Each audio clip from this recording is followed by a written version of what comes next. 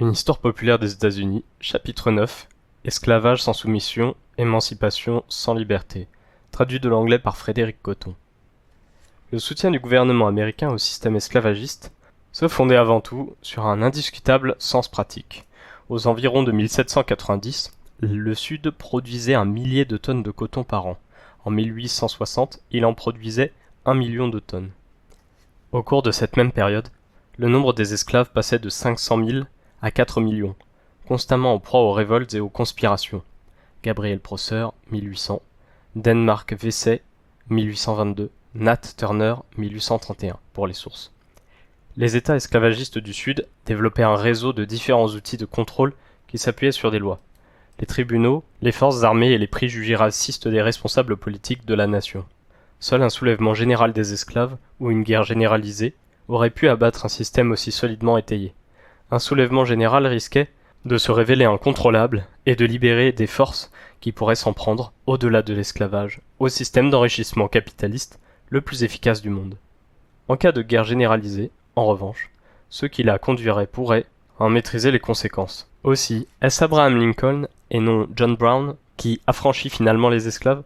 En 1859, John Brown fut pendu avec la complicité des autorités fédérales pour avoir tenté de faire, par un usage somme toute modéré de la violence, ce que Lincoln ferait quelques années plus tard, après un déchaînement de violence généralisée, mettre fin à l'esclavage. L'abolition de l'esclavage se faisait sur ordre du gouvernement, sous la formidable pression, il est vrai, des Noirs, libres et esclaves, et des Blancs abolitionnistes. Elle pouvait être orchestrée de manière à ce que l'émancipation restât limitée. Cette libération venue du haut ne pouvait dépasser les bornes fixées par les intérêts des groupes dominants. Mais, portée par la dynamique de la guerre et la rhétorique de la croisade, elle pouvait être ramenée vers un cadre encore plus sûr. Si l'abolition de l'esclavage entraîna, en effet, une reconstruction nationale sur les plans économiques et politiques, ce ne fut pas une reconstruction radicale, mais une reconstruction sécurisante et surtout rentable. Le système des plantations, fondé sur la culture du tabac en Virginie, en Caroline du Nord et au Kentucky, et sur celle du riz en Caroline du Sud, s'étendit au coton sur les nouvelles terres luxuriantes de Géorgie, d'Alabama et du Mississippi, nécessitant dès lors un nombre accru d'esclaves. Mais l'importation d'esclaves était illégale depuis 1808, donc, selon John Hope Franklin, From Slavery to Freedom, pour le nom du bouquin, dès le départ, la loi ne fut pas appliquée. Les kilomètres de côtes non surveillés, l'assurance de trouver un marché et la perspective de faire d'immenses profits poussèrent les négociants américains à céder à la tentation. Franklin estime que quelques 250 000 esclaves furent débarqués illégalement sur les côtes américaines avant la guerre de sécession. Comment peut-on parler de l'esclavage? Peut-être est-ce impossible quand on ne l'a pas vécu. Dans l'édition de 1932, un manuel très lu à l'époque et rédigé par 2 historiens libéraux du Nord, l'esclavage était présenté comme étant, pour les Noirs, une nécessaire période de transition vers la civilisation. Les économistes et les historiens statisticiens ont tenté de leur côté de rendre compte de l'esclavage par l'analyse des budgets consacrés à la nourriture et aux soins d'un esclave. Mais cela peut-il témoigner de la réalité de l'esclavage tel que le vivait l'être humain qui le subissait? Enfin, les conditions de l'esclavage ont-elles la même importance que l'existence de l'esclavage? John Liddell, un ancien esclave, écrivait « Ils disent que les esclaves sont heureux parce qu'ils rient et qu'ils sont joyeux. J'ai moi-même reçu avec 3 autres de mes camarades 200 coups de fouet en un seul jour, et l'on m'a mis les fers aux pieds. Pourtant le soir, nous pouvions danser, chanter et faire rire les autres avec le bruit de nos chaînes. Comme nous devions être heureux, n'est-ce pas? En fait, nous ne le faisions que pour nous défouler et pour que nos cœurs ne soient pas brisés tout à fait. C'est aussi vrai que la parole de l'Évangile. Alors, n'étions-nous pas parfaitement heureux? C'est pourtant vrai, je l'ai fait. Oui, j'ai fait toutes sortes de cabrioles malgré mes chaînes. » On trouve dans les registres d'une plantation, conservée dans les archives de l'Université de Caroline du Nord, une liste qui indique l'âge et la cause du décès de tous les esclaves morts entre 1850 et 1855. Sur les 32 individus décédés au cours de cette période, 4 seulement avaient atteint 60 ans. 4 encore avaient 50 ans, 7 sont morts dans la quarantaine, 7 entre 20 et 39 ans, et 9 autres avant l'âge de 5 ans. Mais les statistiques peuvent-elles nous dire ce que ressentaient les familles éparpillées dont le maître, par cupidité, avait vendu le père, la mère, un fils ou une fille? En 1858, l'esclave Abraham Scriven était vendu par son maître et écrivait en ces termes à sa femme. « Assure mon père et ma mère de tout mon amour et dis-leur adieu pour moi. Si nous ne devons plus nous rencontrer en ce monde, j'espère que le ciel nous réunira. Un livre récent sur l'esclavage, Robert Fogel et Stanley Engerman, Time on the Cross, observe la pratique de la flagellation entre 1840 et 1842 sur la plantation Barrow en Louisiane, qui comptait 200 esclaves. Les documents indiquent qu'au cours de ces 2 années, un total de 160 séances de flagellation ont eu lieu, soit une moyenne de 0,7 par tête et par an. Près de la moitié des esclaves n'ont jamais été fouettés au cours de cette période. On pouvait aussi bien dire, la moitié des esclaves ont été fouettés. Mais cela sonne tout autrement. Si cette statistique 0,7 flagellations par tête et par an montre que les esclaves pris individuellement n'étaient pas souvent fouettés, elle permet également d'affirmer que, tous les 4 à 5 jours en moyenne, un esclave quelconque a subi ce châtiment entre 1840 et 1842. Pour nos 2 auteurs, Barrow n'était pas plus cruel que la moyenne de ses collègues planteurs. Il habillait ses esclaves, leur accordait des jours fériés et leur construisit même une salle de danse. Mais il construisit également une prison, et inventait en permanence des châtiments originaux, ayant compris qu'une certaine incertitude en ce domaine lui permettait de mieux contrôler les équipes d'esclaves. Les coups de fouet et les châtiments faisaient partie de la discipline de travail. Herbert Gutman, dans Slavery and the Numbers Game, découvrit en étudiant les statistiques de Fogel et Engerman que 4 piqueurs de coton sur 5 ont participé activement à au moins un acte de rébellion en 1840-1841. En entrant dans les détails, on constate que les femmes sont plus nombreuses que les hommes à avoir participé à au moins 7 actes de rébellion. Gutman remet donc en cause les conclusions de Fogel et Engerman, qui prétendent que les esclaves de la plantation Barrow étaient devenus des esclaves dévoués, assidus au travail et responsables, qui pensaient que leur bonne fortune dépendait de celle de leur maître. Les révoltes d'esclaves aux États-Unis n'étaient ni aussi fréquentes ni aussi importantes que dans les Caraïbes ou en Amérique du Sud.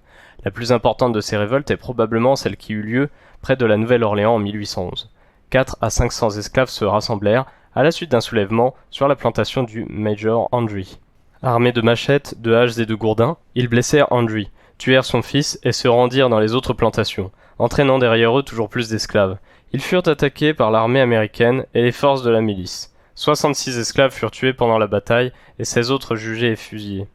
En 1822, la conspiration de Denmark Vesey, un noir libre, fut écrasée avant même que la révolte n'éclate. Il était prévu d'incendier Charleston, en Caroline du Sud, puis les 6 plus grandes villes de l'État afin de provoquer un soulèvement général des esclaves de la région. Plusieurs témoins affirmèrent que des milliers de Noirs étaient, d'une manière ou d'une autre, impliqués dans cette conspiration. Selon Herbert Apsker, les esclaves avaient fabriqué quelques 250 pics et baïonnettes et plus de 300 poignards. Mais la conspiration fut trahie, et 35 Noirs, dont Vesey lui-même, furent pendus. Même le compte-rendu du procès, publié à Charleston et jugé trop dangereux pour tomber aux mains des esclaves, fut condamné à être détruit immédiatement après sa publication. À l'été 1831, la révolte de Nat Turner éclatait dans le comté de Southampton, en Virginie, jetant le Sud esclavagiste dans la panique la plus totale. Turner prétendait avoir des visions religieuses. Il rassembla environ 70 esclaves qui allèrent de plantation en plantation, saccagèrent tout sur leur passage, assassinant une 50aine d'hommes, de femmes et d'enfants. Malgré le soutien de quelques sympathisants, ils furent finalement capturés quand les munitions vinrent à manquer. Turner et 18 de ses camarades furent pendus. Après cette révolte, on fit tout ce qui était imaginable pour renforcer la sécurité du système esclavagiste. De telles révoltes nuisaient-elles à la cause de l'émancipation, comme le prétendaient alors certains abolitionnistes? La réponse à cette question fut apportée en 1845 par James Hammond, l'esclavagiste fervent. Même si votre attitude était complètement différente, même si vos lèvres distillaient du nectar et si vos discours résonnaient comme les plus douces musiques, pensez-vous que vous nous persuaderiez d'abandonner 1000 millions de dollars sur la valeur de nos esclaves et 1000 autres millions sur celle de nos terres? Conscients de cela, les propriétaires d'esclaves se préparèrent à réagir. Henry Treggle, dans son Southampton Slave Revolt of 1831, explique qu'en 1831, la Virginie était un État en armes, où les garnisons pullulaient. Avec une population totale d'1 405 habitants, l'État de Virginie était en mesure de mettre sur pied une milice composée de 101 488 hommes. Avec une artillerie, une cavalerie, des grenadiers, une infanterie légère et des tirailleurs. Il est vrai qu'il s'agissait d'une armée sur le papier, puisque les régiments des comtés n'étaient pas suffisamment armés et équipés. Néanmoins, cela constitue un étonnant témoignage sur l'état d'esprit de l'opinion publique. En effet, à une période où ni cet État ni la nation dans son ensemble n'avaient à redouter de menaces extérieures d'aucune sorte, la Virginie ressentait tout de même le besoin de maintenir une force de sécurité correspondant à presque 10% de sa population globale. Noirs et blancs, hommes et femmes, esclaves et individus libres. Bien que rare, la révolte d'esclaves était une des craintes permanentes des propriétaires.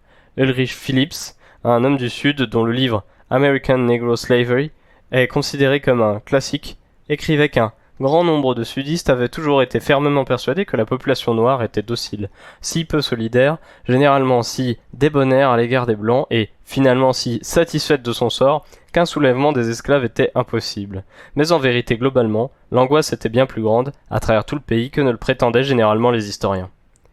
Eugène Genovese, dans sa magistrale étude de l'esclavage intitulée Roll, Jordan Roll, fait état de comportements simultanés de résistance et de compromis vis-à-vis de l'esclavage. La résistance s'exprimait par des vols, des sabotages et des ralentissements de l'activité, des assassinats de surveillants ou de maîtres, des incendies de bâtiments sur les plantations et, bien sûr, par des évasions. Même le compromis n'était pas exempt d'esprit critique et couvrait des agissements subversifs. Le plus souvent, affirme Genovese, l'esprit de résistance ne débouchait pas sur une insurrection organisée, mais sa signification pour les maîtres et pour les esclaves avait une grande importance. L'évasion était une attitude beaucoup plus réaliste que l'insurrection armée. Dans les années 1850, quelques 1000 esclaves prenaient chaque année la fuite en direction du nord, du Canada, du Mexique. Des milliers d'esclaves ne s'échappaient que pour une courte période, malgré les risques terribles qu'ils encouraient. Les chiens étaient utilisés pour les pourchasser, mordaient, déchiraient, mutilaient et, s'ils n'étaient pas rappelés à l'ordre, tuaient leur proie, explique encore Giovanese. Harriet Tubman, née esclave et blessée à la tête par un surveillant à l'âge de 15 ans, s'ouvrit elle-même plus tard le chemin de la liberté et devint la plus célèbre passeuse du fameux chemin de fer souterrain, qui aidait à l'évasion des esclaves. Toujours armée et le plus souvent déguisée, elle fit 19 allers-retours excessivement risqués pour guider plus de 300 esclaves vers la liberté. Elle déclarait aux fugitifs « Vous serez libres ou morts. Je n'avais le choix qu'entre deux choses, raconta-t-elle plus tard, la liberté ou la mort. Si je n'avais pas pu obtenir l'une, j'aurais eu l'autre. Personne ne m'aurait reprise vivante. » Un surveillant affirmait à un individu qui visitait la plantation, sur laquelle il travaillait, que certains noirs étaient si décidés à ne laisser aucun blanc les fouetter qu'ils vous résisteraient si vous tentiez de le faire. Dans ce cas, bien entendu, il faut les abattre sur le champ. Travailler le moins assidûment possible était une des formes que prenait la résistance des esclaves. Travailler le moins assidûment possible était une des formes que prenait la résistance des esclaves. Webb Dubois écrit dans The Gift of Black Folk que l'esclave, ce fils des tropiques doté d'une réceptivité sensuelle à la splendeur du monde, n'était pas aussi aisément transformable en bête de somme mécanique que le travailleur européen du Nord. Il avait tendance à ne travailler qu'en fonction du plaisir qu'il pouvait en retirer, et refusait ou tentait de refuser, de le faire quand il jugeait que les bénéfices spirituels du travail étaient insuffisants. Ainsi, l'accusait-on bien souvent de paresse, et le traitait-on en esclave alors qu'en réalité, il faisait du travail manuel moderne une nouvelle valeur de vie. Ulrich Phillips évoque encore l'absentéisme, l'évasion spirituelle, la passivité et la ferme résolution d'échapper à tout type de chaîne. Il évoque également les actions collectives. De temps à autre, cependant, une équipe décidait unanimement de cesser le travail pour protester contre les mauvais traitements. Dans un courrier adressé à son employeur, un surveillant relate un événement de ce type. « Monsieur, je vous écris ces quelques lignes pour vous faire savoir que 6 de vos hommes ont quitté la plantation. En fait, tous sauf Jack. Leur travail ne me satisfaisait pas. Et j'ai distribué quelques coups de fouet à certains d'entre eux. Tom s'occupait des autres. Le jeudi matin, ils étaient partis. » Les rares occasions au cours desquelles les blancs pauvres avaient aidé les esclaves avaient suffi à imposer la nécessité de les dresser les uns contre les autres. Genovese nous apprend que les propriétaires d'esclaves suspectaient ceux qui n'en avaient pas d'encourager les esclaves à la désobéissance et parfois même à la révolte, non pas tant par sympathie pour les Noirs que par haine des riches planteurs et par ressentiment de leur propre misère. Certains blancs étaient parfois impliqués dans les projets de soulèvement des esclaves et les craintes n'en étaient que plus vives. On comprend mieux alors la sévérité de la répression s'abattant sur les blancs qui fraternisaient avec les noirs. Herbert Aptheker cite un rapport adressé au gouverneur de Virginie au sujet d'une conspiration d'esclaves en 1802. « Je viens juste d'apprendre que 3 individus blancs sont impliqués dans la conspiration. Ils avaient des armes et des munitions dissimulées sous leur maison, et devaient apporter leur aide aux nègres lorsque ces derniers se seraient révoltés. L'un des esclaves de la conspiration affirma que seul de pauvres blancs ordinaires, y étaient impliqués. Il arrivait également que les noirs aident les blancs. Un fugitif noir évoquait le cas d'une esclave qui avait reçu 50 coups de fouet pour avoir nourri un blanc pauvre et malade. Lors de la construction du canal de Brunswick, en Géorgie, les esclaves noirs et les ouvriers irlandais travaillaient séparément, sous prétexte d'empêcher qu'ils se battent. C'est bien possible. Mais Fanny Campbell, actrice célèbre et femme de planteur, écrit dans son journal que « Les Irlandais ne sont pas seulement querelleurs, indisciplinés, cogneurs, soifards et grands déserteurs de nègres devant l'Éternel. Ils sont aussi passionnés, impulsifs avec un cœur grand comme ça, généreux et capables d'un sentiment de révolte indigné qui explose brutalement lorsqu'il ne peut rester contenu plus longtemps. En outre, ils sont fort compatissants et l'air américain qui emplit leurs poumons, mêlé à une exacte proportion d'esprit enflammé, nous interdit d'affirmer qu'ils sont incapables de prendre les esclaves en sympathie. Je vous laisse juger des conséquences d'une telle possibilité. Vous vous rendrez compte, j'en suis certaine, qu'il ne peut être question de les laisser travailler ensemble sur le canal de Brunswick. Cette nécessité de contrôler les esclaves est à l'origine de l'invention d'un ingénieux système, payer les blancs pauvres, eux-mêmes à l'origine de bien des troubles dans le Sud, depuis 2 siècles, pour surveiller le travail des Noirs et en faire l'objet premier de la haine des esclaves. La religion servit également de contrôle des Noirs. Le Cotton Plantation Record and Account Book, un manuel que consultaient nombre de planteurs, donnait ces quelques conseils aux surveillants des plantations. Vous constaterez qu'une heure consacrée chaque dimanche matin à l'instruction morale et religieuse vous sera d'une grande aide en créant un meilleur état d'esprit parmi les nègres. Quant aux prêcheurs noirs, selon Genovese, on attend d'eux qu'ils expriment en un langage suffisamment passionné pour maintenir une certaine vivacité d'esprit dans leur troupeau, mais jamais si provoquant, cependant, qu'ils le poussent à se lancer dans des luttes vaines, ni si sinistres qu'ils provoquent la colère des autorités. C'est le pragmatisme qui dictait, en fin de compte, les comportements. Les communautés esclaves, cernées comme elles l'étaient par des blancs supérieurs en nombre et en force, adoptèrent une stratégie de patience et d'acceptation face à ce qui ne pouvait être empêché, tout en produisant un effort obstiné pour rester saines et sauves. Une stratégie de survie qui, à l'instar de son prototype africain, dit avant tout oui à la vie dans ce bas monde. On a pu penser autrefois que l'esclavage avait détruit la famille noire. D'ailleurs, la condition des Noirs fut plus souvent condamnée pour ses effets destructeurs sur la famille que pour l'état de misère et d'infériorité dans lequel elle maintenait les individus. Les esclaves noirs, sans famille, sans ressources, sans relation et sans identité, n'auraient pas eu la force de résister.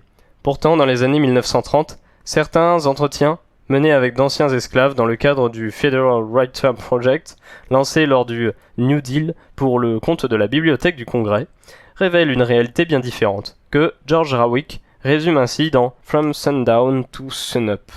La communauté des esclaves fonctionnait comme un système généralisé de parenté étendu dans lequel tous les adultes prenaient soin de tous les enfants. On ne distinguait pas « mes enfants dont je suis responsable » de « tes enfants dont tu es responsable ».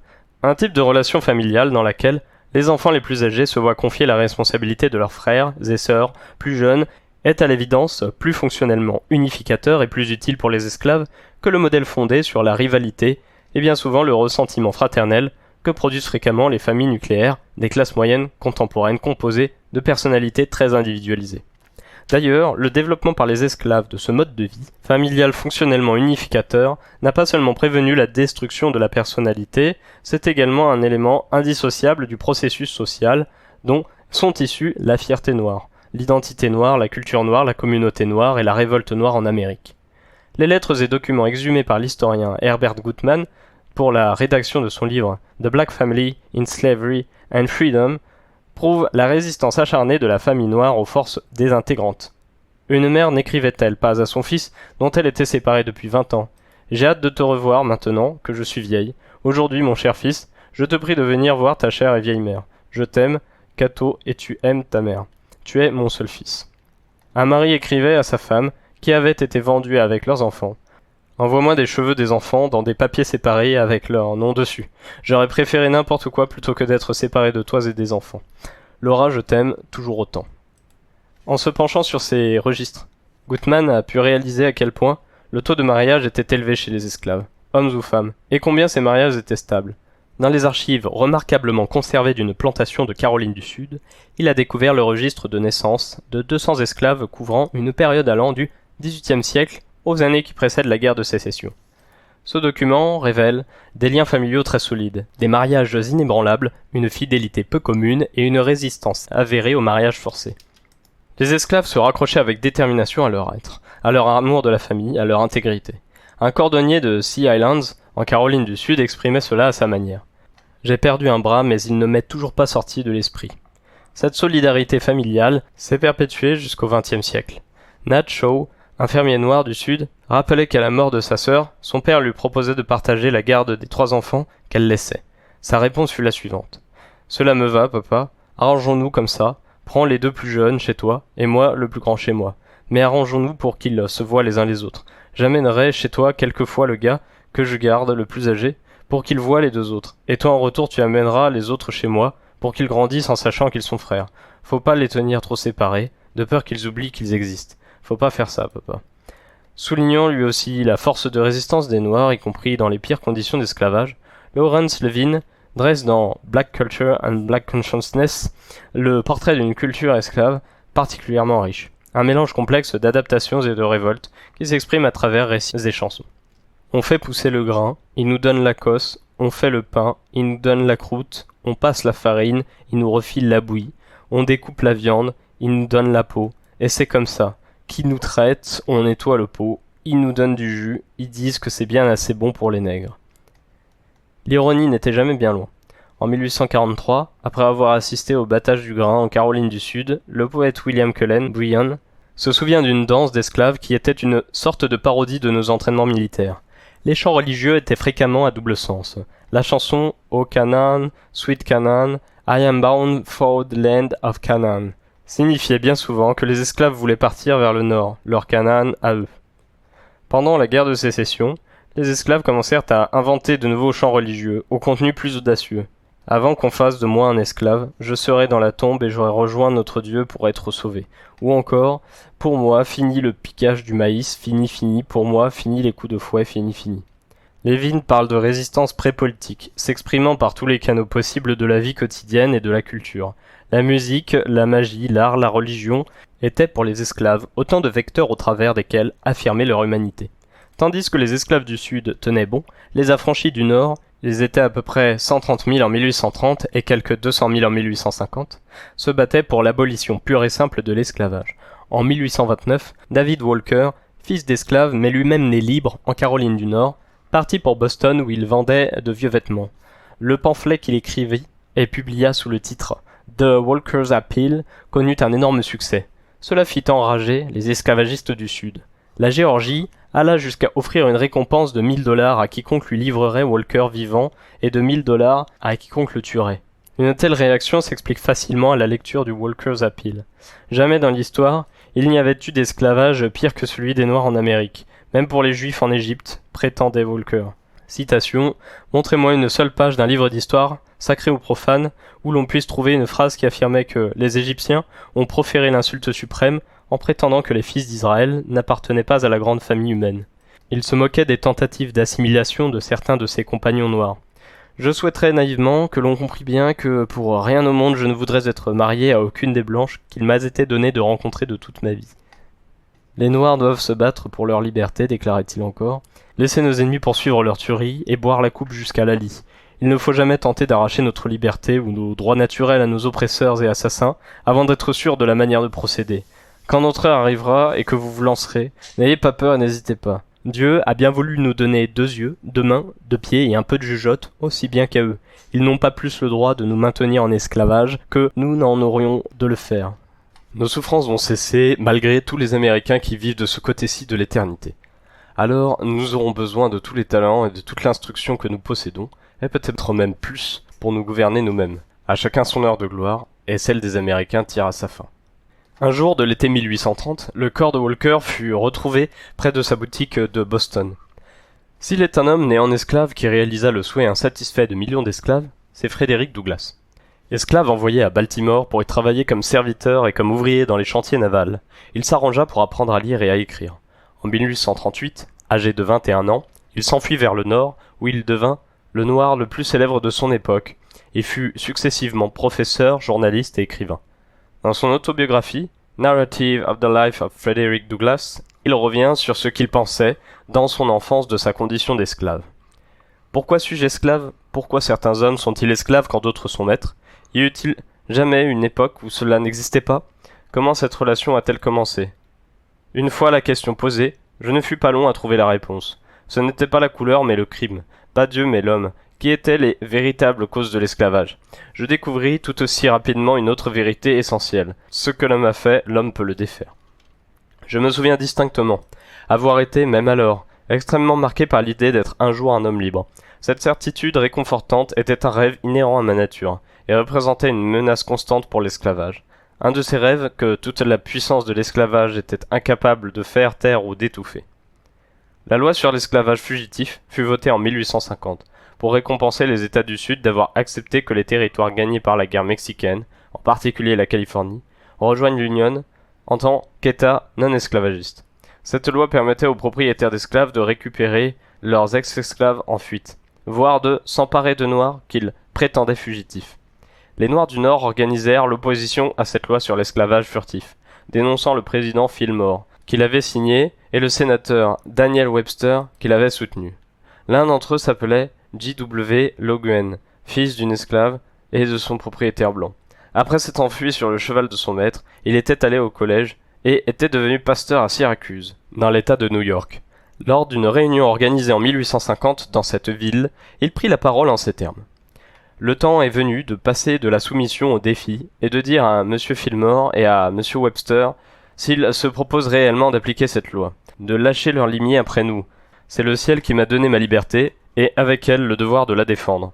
Je ne respecte ni ne crains cette loi, je ne lui obéirai donc pas. Elle fait de moi un hors-la-loi, et je lui renvoie l'appareil. Je ne vivrai pas en esclave, et si on employait la force pour me remettre en esclavage, je prendrais mes dispositions pour affronter ce moment en homme. Votre décision, ce soir, de résister à cette loi va faire souffler un vent de liberté qui, après avoir abattu les barrières des partis, soufflera partout à travers le Nord. Cet acte de noble audace devait inévitablement éclater quelque part, et Dieu fasse que Syracuse soit le lieu d'où il fera entendre sa voix terrible partout à travers le pays.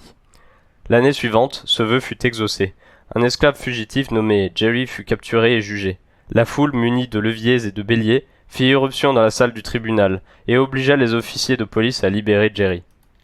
Logan s'installa définitivement à Syracuse, un des nœuds stratégiques du chemin de fer souterrain. Il aurait permis à près de 1500 esclaves de fuir vers le Canada. La parution de ses souvenirs d'esclavage attira l'attention de son ancienne propriétaire, qui lui écrivit pour lui ordonner de revenir ou de lui envoyer $1000 d'indemnité. La réponse de Logan fut publiée dans le journal abolitionniste The Liberator. Madame Sarah Log, vous dites qu'on vous offre de m'acheter et que vous serez obligé de me vendre si je ne vous envoie pas $1000 d'indemnité. Dans la foulée et pratiquement dans la même phrase, vous me dites « Vous savez que nous vous avons élevés comme nos propres enfants. Madame, vous avez élevé vos enfants en fonction du marché? Les avez-vous élevés pour le fouet? Les avez-vous élevés pour être ramenés couverts de chaînes? Honte sur vous. En outre, vous dites que je suis un voleur parce que j'ai pris votre vieille jument. Finirez-vous par comprendre que j'avais plus de droits sur cette vieille jument, comme vous dites que Manasset Log n'en avait sur moi? Et qui a commis le péché le plus grave, de moi qui ai volé son cheval ou de lui qui a volé ma mère au berceau pour me voler moi-même ensuite? Finirez-vous par comprendre que les droits de l'homme sont mutuels et réciproques, et que si vous prenez ma liberté et ma vie, vous renoncez à votre propre liberté et à votre propre vie? Aux yeux de Dieu qui est aux cieux, existe-t-il une loi qui s'impose à un homme sans s'imposer à tous les autres? Si vous, ou tout autre qui voudrait spéculer sur ma personne et sur mes droits, désirez savoir comment je considère mes droits, il faudra vous déplacer jusqu'ici, et porter la main sur moi pour me remettre en esclavage. Frédéric Douglass pensait que la honte de l'esclavage ne devait pas retomber uniquement sur le Sud. La nation américaine tout entière en était complice. Le 4 juillet 1852, lors de la commémoration de l'indépendance, il prononça le discours suivant. Chers concitoyens, veuillez m'excuser et permettez-moi de vous demander pourquoi on me demande de parler aujourd'hui. Moi et tous ceux que je représente, avons-nous quoi que ce soit à voir avec votre indépendance nationale? Les grands principes de liberté politique et de justice naturelle inscrits dans cette déclaration d'indépendance nous concernent-ils? Et suis-je, dès lors, sommé d'apporter notre humble contribution sur l'autel national pour en reconnaître les bienfaits et exprimer notre gratitude dévouée pour les faveurs dont votre indépendance nous gratifie? Que peut bien signifier pour l'esclave américain votre 4 juillet? Pour moi, cette date souligne, plus encore que les autres jours de l'année, l'effroyable injustice et la terrible cruauté dont il est la victime permanente. Pour l'esclave, cette commémoration est une honte. Votre liberté fanfaronne, une liesse impie, votre grandeur nationale, une vanité boursouflée. Vos cris de joie sont vides et de sens et de générosité. Vos dénonciations des tyrans sont d'une impudence éhontée. Vos grands discours sur la liberté et l'égalité d'une ironie sans fond. Vos prières et vos hymnes, vos sermons, actions de grâce et toutes vos solennelles parades religieuses ne sont pour l'esclave américain que boursouflures, mensonges, duplicité, impiété et hypocrisie. Un très léger voile pour couvrir des crimes qui feraient honte à une nation de sauvages. Il n'est pas de nation au monde qui ne se rende plus coupable de pratiques plus choquantes et plus sanguinaires que le peuple des États-Unis à l'heure même où je vous parle.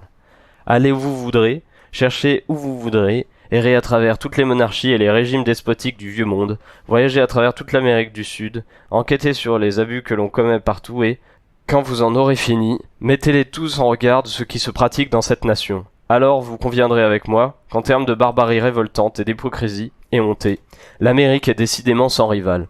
10 ans après la révolte de Nat Turner, on ne percevait aucun signe d'une insurrection noire prochaine. Pourtant, en 1841, un incident se produisit qui allait nourrir l'esprit de révolte. Des esclaves embarqués à bord du bateau Le Créole s'emparèrent de l'équipage, tuant un marin et mirent le cap sur les Antilles britanniques, où l'esclavage avait été aboli en 1833.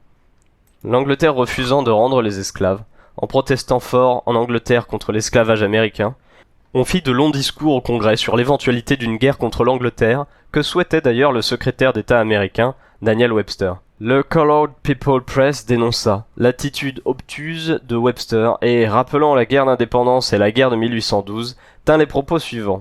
Si la guerre devait être déclarée, combattrons-nous pour défendre un gouvernement qui nous refuse le plus précieux des droits du citoyen. Les États dans lesquels nous vivons se sont offerts 2 fois nos services et nous ont récompensés par les chaînes de l'esclavage. Devrons-nous pour la 3e fois baiser les pieds de ceux qui nous écrasent? Si nous le faisons, c'est que nous méritons nos chaînes. À mesure que la tension augmentait, tant au nord qu'au sud, les Noirs se firent de plus en plus actifs. Frederick Douglass déclarait en 1857 « Laissez-moi vous dire un mot sur la philosophie des réformes. L'histoire entière du progrès de la liberté humaine apporte à la preuve que toutes les concessions faites jusqu'à ce jour en son auguste nom ont été imposées par la lutte. Sans lutte, pas de progrès. Ceux qui prétendent militer pour la liberté tout en condamnant l'activisme veulent semer sans d'abord labourer la terre. Ils veulent la pluie sans les éclairs et le tonnerre. Ils veulent l'océan sans le terrible grondement des flots. La lutte peut être d'ordre moral, elle peut aussi être d'ordre physique, ou les deux en même temps, mais elle doit rester la lutte. Le pouvoir ne sait de rien sans qu'on le lui impose. Il ne l'a jamais fait et ne le fera jamais. Il existait des différences de stratégie entre Douglass et William Lloyd Garrison, abolitionniste blanc et directeur du Liberator. Des différences entre abolitionnistes blancs et abolitionnistes noirs, en général. Les Noirs étaient à la fois plus enclins à s'engager dans l'insurrection armée et plus prêts à utiliser tous les outils politiques existants, les urnes, la Constitution, etc. Bref, tout ce qui pouvait faire avancer leur cause. Ils n'étaient pas aussi moralement absolutistes que les Garrisoniens, sachant que les questions d'éthique, à elles seules, ne suffiraient pas à faire avancer les choses. L'omniprésence de la question de l'esclavage dans l'esprit noir du Nord se reflète chez les élèves noirs d'une école privée de Cincinnati, financée par les Noirs. Ces enfants devaient répondre à la question « À quoi pensez-vous le plus souvent ?» 5 réponses seulement sont conservées dans les archives, mais toutes ont trait à l'esclavage. Un enfant de 7 ans écrivait « Chers camarades, l'été prochain nous allons acheter une ferme pour travailler une partie de la journée et étudier l'autre partie si nous vivons assez longtemps pour voir cela. Le reste du temps nous irons chez nous pour voir nos mères, nos sœurs et nos cousins, si nous en avons, ainsi que nos plus chers amis. Et nous serons de gentils garçons pour libérer, quand nous serons grands, les pauvres esclaves de leur chaîne. Et je suis triste d'entendre que ce bateau a coulé avec 200 pauvres esclaves au fond de la rivière. Oh oui, je suis triste d'entendre ça, ça me fend tellement le cœur que je suis près de m'évanouir. » Les abolistes blancs avaient fait un travail d'avant-garde courageux à la tribune, dans la presse et dans le chemin de fer souterrain. Les abolitionnistes noirs, moins médiatisés certes, constituaient cependant la véritable colonne vertébrale du mouvement anti-esclavagiste. Avant que Garrison ne fasse paraître son célèbre Liberator à Boston en 1831, la première convention nationale des Noirs avait déjà eu lieu. David Walker avait déjà rédigé son appel et un magazine abolitionniste noir, le Freedom's Journal, avait déjà paru. D'ailleurs, on comptait une majorité de Noirs parmi les 21 premiers abonnés du Liberator. Les Noirs devaient lutter en permanence contre le racisme inconsciemment des abolitionnistes blancs. Ils devaient également insister pour avoir droit à la parole. Douglass écrivit pour le Liberator jusqu'en 1847, date à laquelle il mit sur pied son propre journal à Rochester, le North Star, ce qui entraîna une rupture avec Garrison.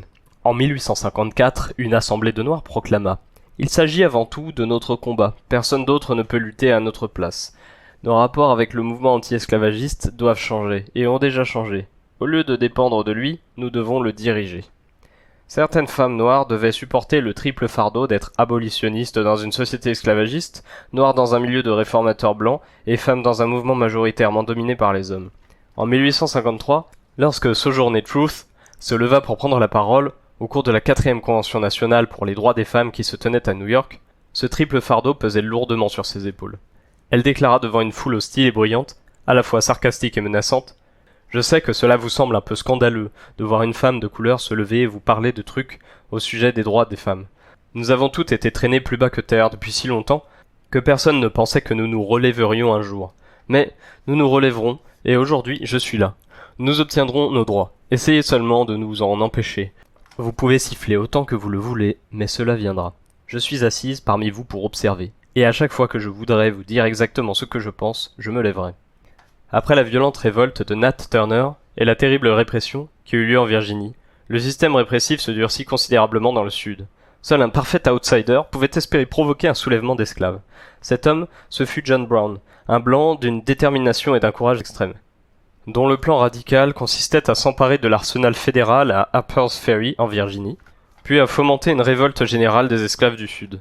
Harriet Tubman, 1,50 m presque complètement édentée et vieille habituée des missions d'extraction d'esclaves à travers la filière, était impliquée dans le plan de John Brown.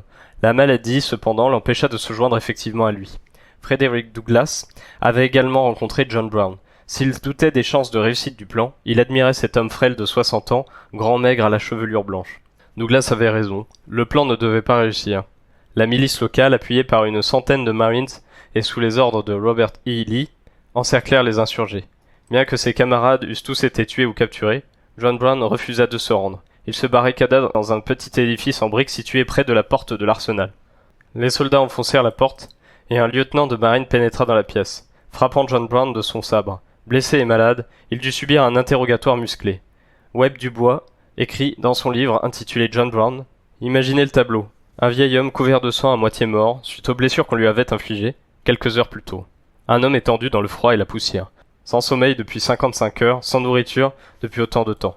Les cadavres de ses 2 fils exposés devant lui. Les corps entassés de ses 7 compagnons, ici. Et là, une femme et une famille affligées, attendant en vain. Et une cause perdue. Le rêve de toute une vie à jamais évanoui. » Interrogé par le gouverneur de Virginie, Brown prévint qu'il fallait s'attendre au pire. Vous tous, au sud, préparez-vous au règlement de cette question. Vous pouvez disposer de moi très facilement. Je suis déjà presque mort. Mais le problème n'est pas réglé pour autant. Cette question des Noirs, nous n'en avons pas encore fini. Dubois juge ainsi l'action de John Brown. Si son raid avait été le fait d'une poignée de fanatiques menés par un démon et désavoués dans leur ensemble par les esclaves, l'attitude logique aurait été d'ignorer l'incident, de punir discrètement les rebelles les plus dangereux, voire d'amnistier le responsable à l'esprit quelque peu égaré et de l'expédier en asile. Pourtant, tout en insistant sur le fait que cette révolte était sans espoir et trop peu soutenue pour réussir, l'État a néanmoins dépensé 250 000 $ pour punir les insurgés, réuni quelques 2 à 3 000 soldats du voisinage et jeté la nation dans la tourmente. Avant d'être pendu, John Brown fit une dernière déclaration. « Moi, John Brown, suis totalement persuadé que les crimes qui se sont commis sur cette terre coupable ne pourront être purgés que par le sang. » Ralph Waldo Emerson, qu'on ne peut certes pas accuser d'être un dangereux agitateur, déclarait pourtant à propos de l'exécution de John Brown qu'elle rendrait la potence aussi sacrée que la croix elle-même. Parmi les 22 hommes qui composaient la petite bande armée de John Brown, 5 étaient noirs. 2 d'entre eux furent tués sur place. L'un s'échappa, et les autres furent pendus par les autorités. Avant son exécution, John Copeland écrivit à ses parents: « Souvenez-vous que, si je dois mourir, je meurs pour avoir essayé de libérer une poignée d'individus de mon peuple vivant dans la misère et dans des conditions oppressives de servitude, contre lesquelles Dieu a lancé, dans ses saintes écritures, les plus furieux anathèmes. Je n'ai pas peur de la potence. J'imagine que je vous entends, et, tout autant que vous êtes, père, mère, frères et sœurs, vous me dites: « Non, il n'existe aucune cause pour laquelle nous voudrions te voir mourir. Mais croyez-moi quand je vous dis que, bien qu'emprisonné et condamné à mort, j'ai passé mes minutes les plus heureuses ici, et que je préfère mourir maintenant, plutôt qu'à tout autre moment tant je me sens prêt à rejoindre mon Créateur. » John Brown fut exécuté par l'État de Virginie avec l'approbation du gouverneur fédéral. Ce même gouvernement fédéral qui, tout en appliquant très mollement la loi mettant fin à la traite des esclaves, appliquait avec acharnement le décret permettant de remettre les fugitifs dans les chaînes de l'esclavage. Ce même gouvernement qui, sous la présidence d'Andrew Jackson, collabora avec le Sud pour empêcher la littérature abolitionniste de se répandre dans les États du Sud. C'est, pour finir, la Cour suprême des États-Unis qui déclara en 1857 que l'esclave Dred Scott ne pouvait rester en justice pour défendre sa liberté, puisqu'il n'était pas une personne, mais un bien. Un tel gouvernement national ne pouvait évidemment pas permettre qu'une insurrection soit à l'origine de l'abolition de l'esclavage. Tant qu'à mettre fin à l'esclavage, il fallait au moins que ce fût dans des conditions totalement maîtrisées par les Blancs, et uniquement lorsque les intérêts économiques et politiques des milieux d'affaires du Nord l'exigeaient. En fin de compte, c'est Abraham Lincoln qui incarnera à la perfection cette alliance entre les intérêts des milieux d'affaires, les ambitions politiques du nouveau parti républicain et la rhétorique humaniste. Il saura placer l'abolition de l'esclavage non pas au sommet de sa liste de priorités, mais assez près tout de même pour qu'elle y soit propulsée sous la double pression des abolitionnistes et des intérêts politiques plus pragmatiques. Lincoln saura avec ses talents satisfaire à la fois les intérêts des individus fortunés et ceux des Noirs, au moment historique où ces deux intérêts se rejoindront. En outre, il saura les promouvoir dans une partie croissante de la population américaine, la petite bourgeoisie blanche, en plein essor, dont les ambitions économiques et l'activisme politique étaient en train de s'affirmer. Comme le souligne Richard Hofstadter, avec sa mentalité typiquement petit bourgeois, il parlait au nom de ces millions d'Américains qui, après avoir débuté dans la vie comme travailleurs salariés, ouvriers agricoles, employés de bureau, instituteurs, mécaniciens, bateliers ou poseurs de rails, avaient finalement rejoint les rangs des fermiers, des négociants prospères, des avocats, des marchands, des médecins et des politiciens. Lincoln était capable d'argumenter avec passion et lucidité contre l'esclavage, d'un point de vue moral, tout en agissant avec précaution d'un point de vue de politique pragmatique. Il pensait que l'institution de l'esclavage se fonde sur une injustice et constitue une mauvaise politique, que néanmoins la propagation des doctrines abolitionnistes ne peut qu'aggraver et non pas soulager. Que l'on pense aux positions de Douglas sur la nécessité de la lutte, ou à celle de Garrison, pour qui l'esclavage ne pourra être jeté aux orties sans agitation, une extrême agitation, Lincoln avait une lecture stricte de la Constitution et prétendait que le deuxième amendement, concernant pourtant les pouvoirs des États, et non explicitement ceux du gouvernement fédéral, n'autorisait pas le Congrès à interdire constitutionnellement l'esclavage à l'intérieur de chaque État. Lorsqu'on proposait d'abolir l'esclavage dans le district de Columbia, qui ne jouissait pas du statut d'État, mais était directement placé sous l'autorité du Congrès, Lincoln admit que cela respectait la Constitution, mais proposa pourtant de demander l'accord des habitants du district. Les Blancs y étant largement majoritaires, c'était signé l'arrêt de mort du projet. Selon Richard Hofstadter, la position de Lincoln témoignait d'un indiscutable souci de modération. En outre, Lincoln refusait de dénoncer publiquement le décret sur l'esclavage fugitif. « Je confesse que je hais voir ces pauvres créatures être pourchassées, mais je me mords les lèvres et garde le silence », écrivait-il à un ami. En 1849, lorsqu'il proposa en tant que membre du Congrès une résolution en faveur de l'abolition de l'esclavage dans le district de Columbia, il accompagna son texte d'un paragraphe demandant aux autorités locales d'arrêter et d'expulser les esclaves qui se réfugiaient à Washington. C'est pourquoi quelques années plus tard, l'abolitionniste Wendell Phillips traita Lincoln de « chasseur d'esclaves de l'Illinois ». Si Lincoln n'aimait guère l'esclavage, il n'allait pas jusqu'à considérer les Noirs comme ses égaux. L'un des thèmes constants de son approche du problème était de renvoyer en Afrique les esclaves affranchis. Lors de sa campagne en 1858, pour le poste de sénateur de l'Illinois contre Stephen Douglas, Lincoln changeait d'opinion au gré de ses différents auditoires, et à mesure que l'on approchait de l'élection. À Chicago, dans le nord de l'Illinois, il déclara en juillet 1858 qu'il fallait cesser toutes ces chamailleries à propos de cet homme-ci et de cet homme-là, de cette race-ci et de cette race-là, et de cette autre race encore, prétendue inférieure et qui devait donc être maintenue dans une condition inférieure. Cessons tout cela et formons un seul peuple à travers tout le pays, pour nous dresser à nouveau et affirmer que tous les hommes ont été créés égaux. 2 mois plus tard, à Charleston, dans le sud de l'État, il déclarait « Je dirais donc que je ne suis pas, et n'ai jamais été, pour l'instauration de quelconque mode que ce soit d'une égalité sociale et politique des races blanches et noires. » Applaudissements.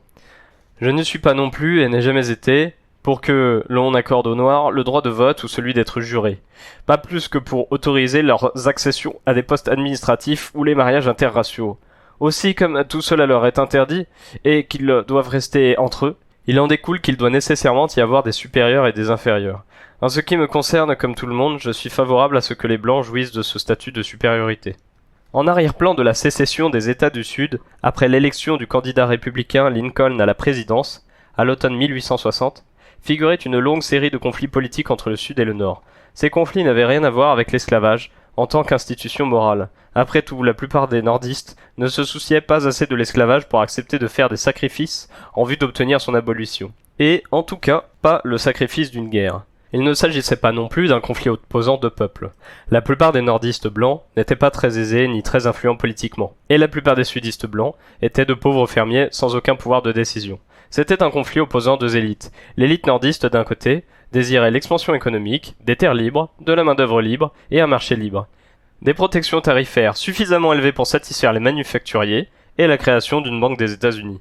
Les intérêts esclavagistes s'opposaient à tout cela, et l'élite des planteurs considérait Lincoln et les républicains comme une menace pesant sur leur confortable et prospère mode de vie. Lorsque Lincoln fut élu, 7 États du Sud firent sécession. Lincoln engagea les hostilités et tentant de reprendre possession de la garnison fédérale de Fort Sumner, en Caroline du Sud, 4 autres États quittèrent à leur tour l'Union. La Confédération venait de naître et la guerre de sécession éclata.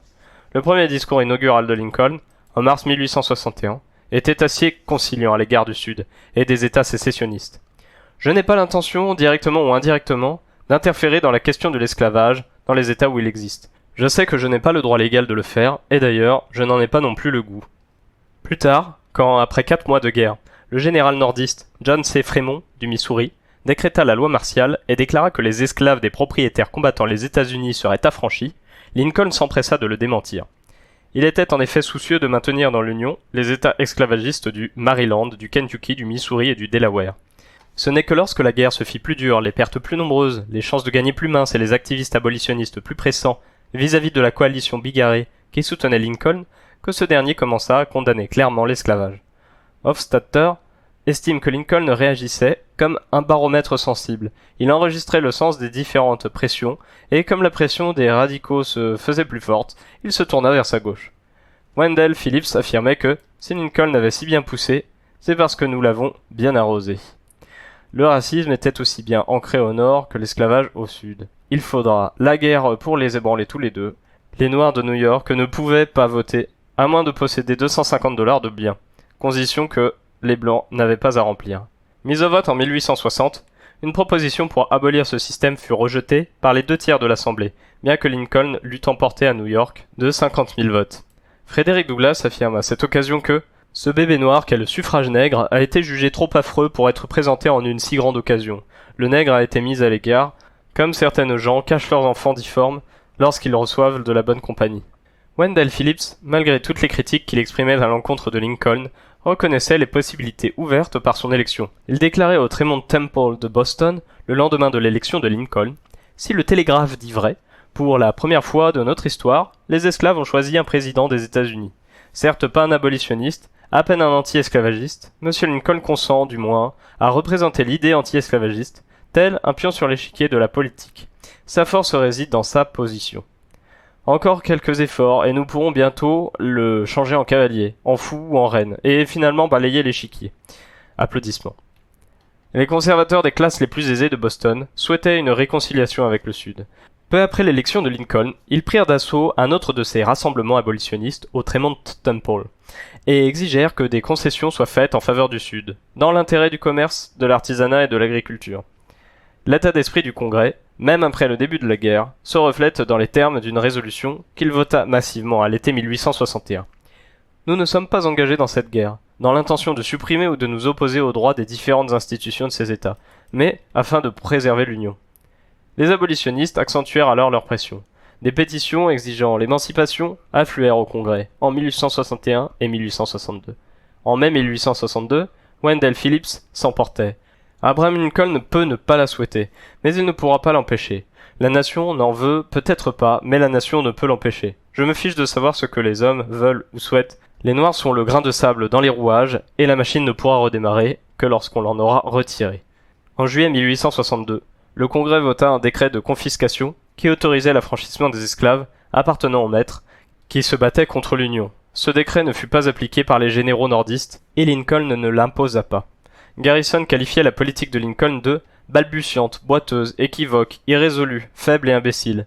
Et Phillips disait de lui que, comme homme de second ordre, il était de tout premier ordre.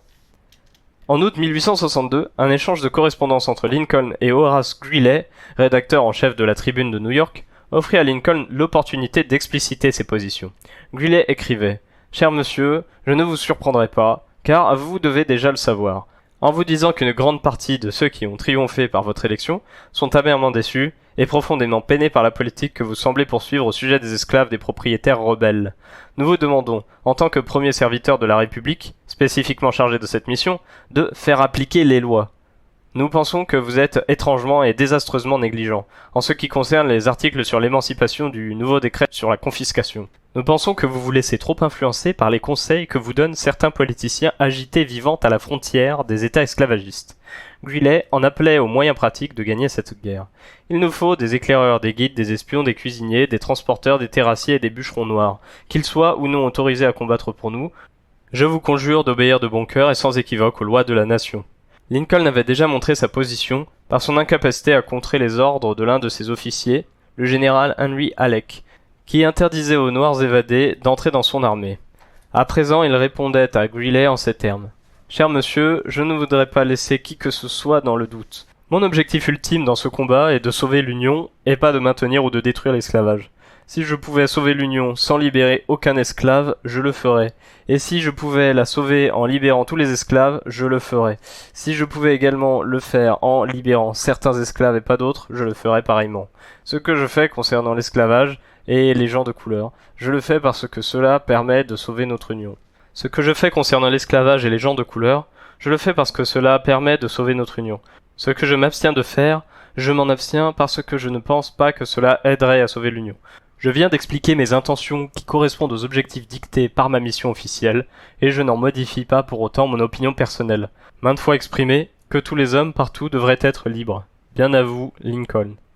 Ainsi Lincoln établissait-il une distinction entre son opinion personnelle et sa mission officielle.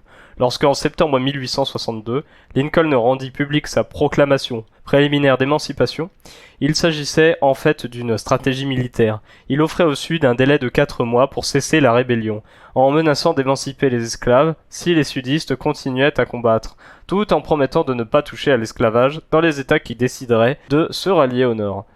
Que le 1er janvier de l'année 1863, toutes les personnes maintenues en esclavage, dans tout État ou partie d'État, dont la population serait alors en rébellion contre les États-Unis, soit à partir de ce jour et pour toujours, libres. C'est pourquoi, lors de sa publication, la proclamation d'émancipation affranchissait les esclaves vivant dans les régions qui continuaient de se battre contre l'Union, zone soigneusement spécifiée dans la proclamation, mais ne statuait aucunement sur les esclaves qui vivaient à l'intérieur de l'Union.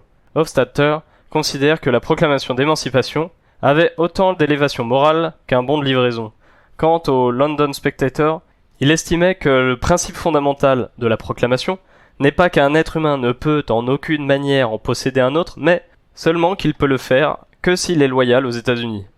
Le caractère restrictif de la proclamation d'émancipation ne pouvait qu'exacerber les forces anti-esclavagistes. À l'été 1864, une pétition de 400 000 signatures adressée au Congrès exigeait qu'une loi mette fin à l'esclavage, événement sans précédent dans l'histoire du pays. En avril, le Sénat avait déjà voté le 13e amendement qui mettait fin à l'esclavage. La Chambre des représentants fit de même en janvier 1865. Avec la proclamation d'émancipation, l'armée de l'Union s'ouvrait aux Noirs, et plus les Noirs s'engageaient dans la guerre, plus elle apparaissait comme une guerre pour leur libération.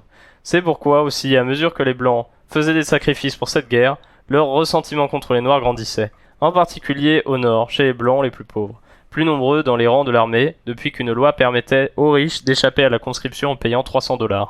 Des émeutes provoquées par l'incorporation éclatèrent en 1863, ainsi que des révoltes de Blancs en colère dans les villes du Nord.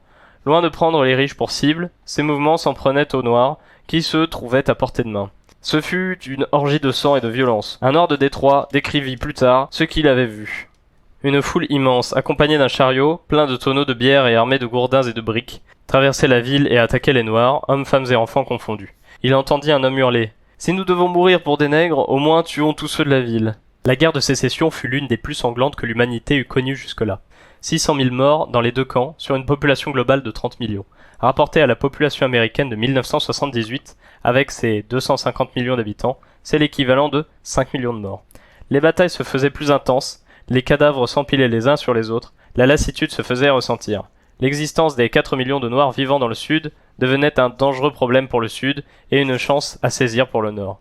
Dans son Black Reconstitution, Dubois fait remarquer la chose suivante. Ces esclaves avaient une arme formidable entre les mains. En cessant tout bonnement le travail, ils pouvaient faire peser sur la Confédération la menace de la famine. En choisissant le camp des nordistes, ils démontraient à ces derniers, qui en doutaient, que l'on pouvait compter sur eux, et du fait même, prouvaient le contraire aux sudistes. C'est d'ailleurs ce qui entraîna la soudaine reddition du général Lee. Soit le Sud s'accordait avec ses esclaves, les libérant et les utilisant pour combattre le Nord, et donc renonçant à les maintenir dans la servitude, soit il en rendait aux nordistes, dans l'espoir qu'après la guerre, les États du Nord aideraient ceux du Sud à maintenir l'esclavage comme cela s'était toujours passé auparavant. La socio-anthropologie de George Warwick décrit l'évolution de la situation des Noirs pendant la guerre de sécession.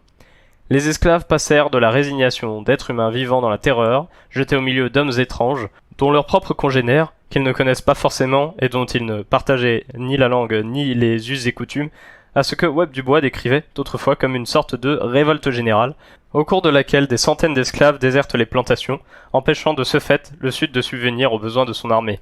Les femmes noires jouèrent un rôle essentiel dans cette guerre, en particulier vers la fin. Sojourner Truth, la légendaire ex-esclave qui avait participé activement au mouvement pour les droits des femmes, se fit recruteuse de soldats noirs pour l'armée de l'Union, à l'instar de Joséphine Saint-Pierre Ruffin de Boston. Harriet Tubman attaqua des plantations à la tête de troupes composées de blancs et de noirs, et, en une seule expédition, libéra 750 esclaves. Les femmes se déplaçaient avec les régiments de couleur dont les effectifs allaient croissant à mesure que l'armée de l'Union pénétrait dans le sud. Elles soutenaient leurs maris, endurant de terribles difficultés pendant les longs déplacements militaires, au cours desquels de nombreux enfants moururent.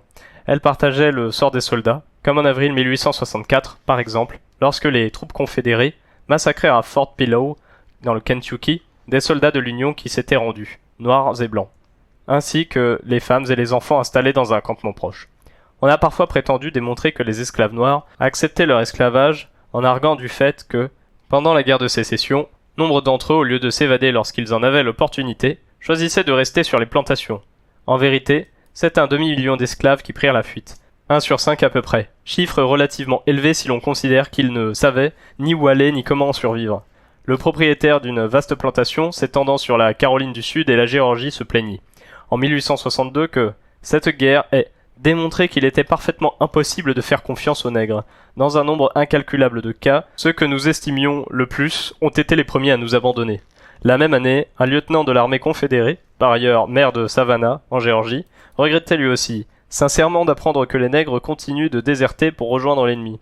Au Mississippi, un ministre du culte écrivit à l'automne 1862 : « À mon arrivée, j'ai été fort surpris d'apprendre que nos nègres s'étaient enfuis la veille pour rejoindre les Yankees.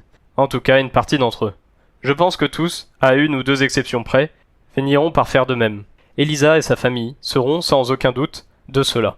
Elle ne cache pas le fond de sa pensée et ne manifeste au contraire clairement son opinion par sa conduite insolente et insultante. » On trouve également en janvier 1865, dans le journal tenu par une propriétaire de plantation, les renseignements suivants. Les gens sont tous paresseux sur la plantation. La plupart ne cherchent plus que leur propre plaisir. Certains serviteurs se sont révélés fidèles, et d'autres faux et rétifs, à toute autorité ou contrainte. Ils vivent dans la plus parfaite anarchie, et dans un esprit de révolte constant. Ils manifestent la plus profonde animosité envers leur maître, ainsi que contre toute gouvernance ou surveillance.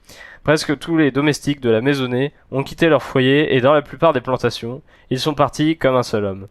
En 1865 encore, un planteur de Caroline du Sud s'exprimait ainsi dans les colonies de la Tribune de New York. L'attitude des nègres lors de la dernière crise qu'ont connue nos affaires m'a convaincu que nous vivions depuis toujours dans l'illusion. Je croyais que ces gens étaient satisfaits et heureux et qu'ils s'étaient attachés à leur maître. Mais les événements ainsi que ma propre réflexion m'ont amené à changer d'opinion à leur sujet. S'ils étaient si satisfaits, si heureux et si dévoués à leur maître, pourquoi les ont-ils désertés au moment où ils avaient le plus besoin d'eux pour rejoindre massivement un ennemi qu'ils ne connaissaient pas, abandonnant ainsi un maître sans doute réellement bon, qu'ils connaissaient depuis leur plus tendre enfance.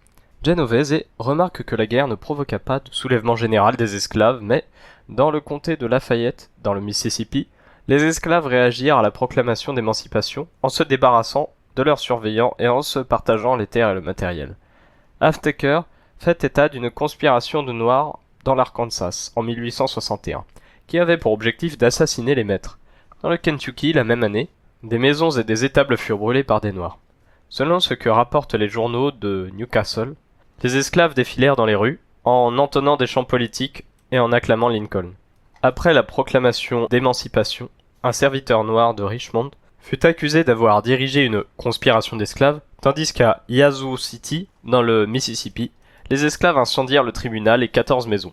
Il y eut également des événements plus audacieux. Robert Smalls, qui devint plus tard membre du Congrès pour la Californie du Sud, s'empara avec d'autres Noirs d'un navire nommé le Planteur, et lui fit passer les lignes confédérées pour le remettre à la marine nordiste. Mais, de manière générale, les esclaves ne se soumettaient pas plus qu'ils ne se rebellaient. Ils continuaient simplement à travailler en attendant de voir comment tout cela tournerait. Lorsque l'opportunité se présentait, ils fuyaient. Le plus souvent, pour rejoindre l'armée de l'Union. 200 000 Noirs étaient dans l'armée du Nord ou dans la marine. 38 000 furent tués au combat. L'historien James McPherson affirme que, sans leur aide, le Nord n'aurait pas pu gagner la guerre, aussitôt, et peut-être même ne l'aurait-il pas gagné du tout. Ce qu'il advint des Noirs dans l'armée et dans les villes du Nord pendant la guerre permet de se faire une idée du caractère limité qu'aurait l'émancipation après la victoire totale sur la Confédération sudiste.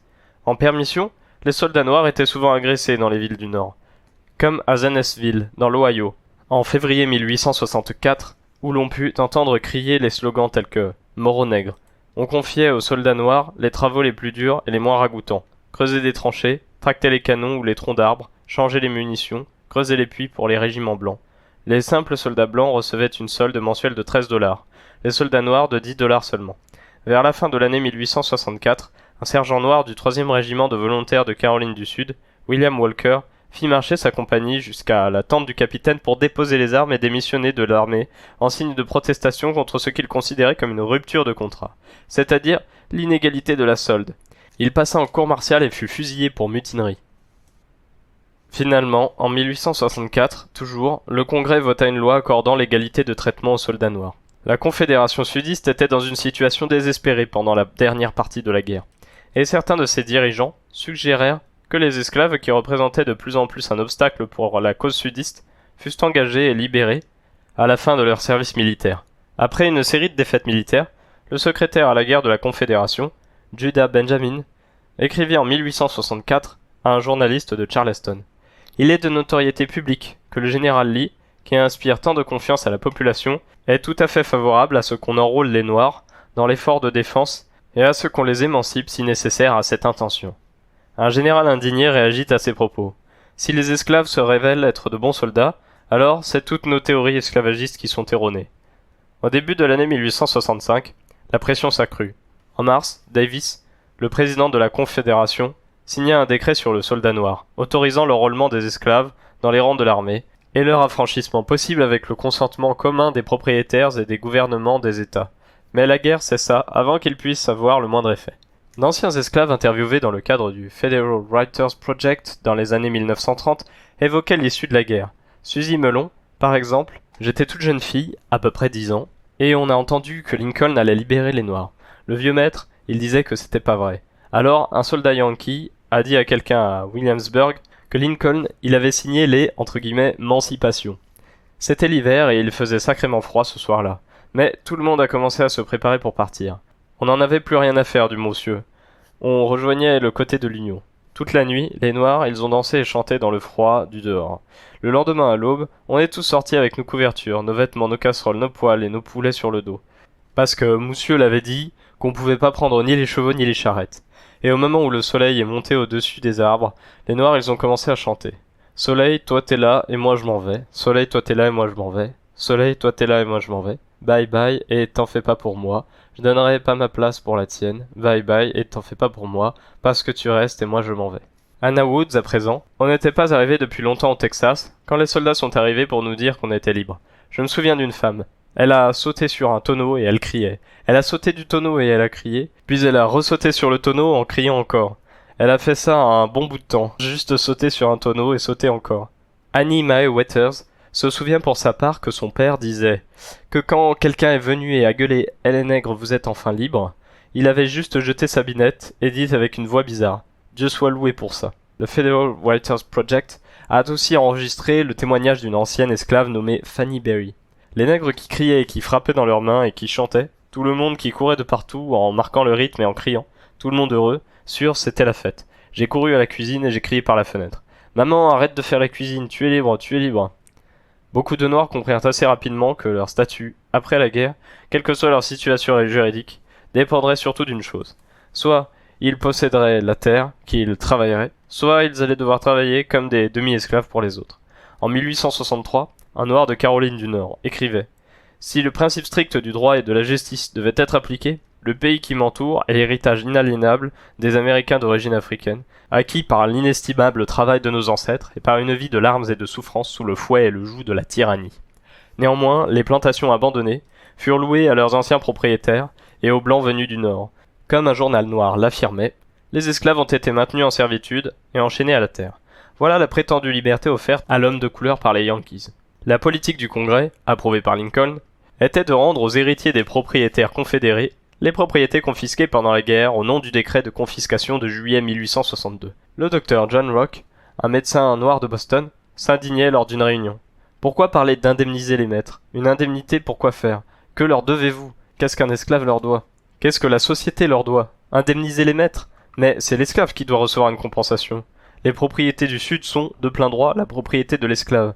Certains propriétaires furent expropriés pour des raisons fiscales, et leurs terres vendues aux enchères. Mais seuls quelques Noirs pouvaient se permettre de les acheter. Dans le Sea Islands de Caroline du Sud, environ 6400 hectares de terre furent mis en vente en mars 1863. Des affranchis qui avaient mis leur argent en commun purent en acquérir 800 hectares, mais le reste fut acheté par des investisseurs et des spéculateurs venus du Nord.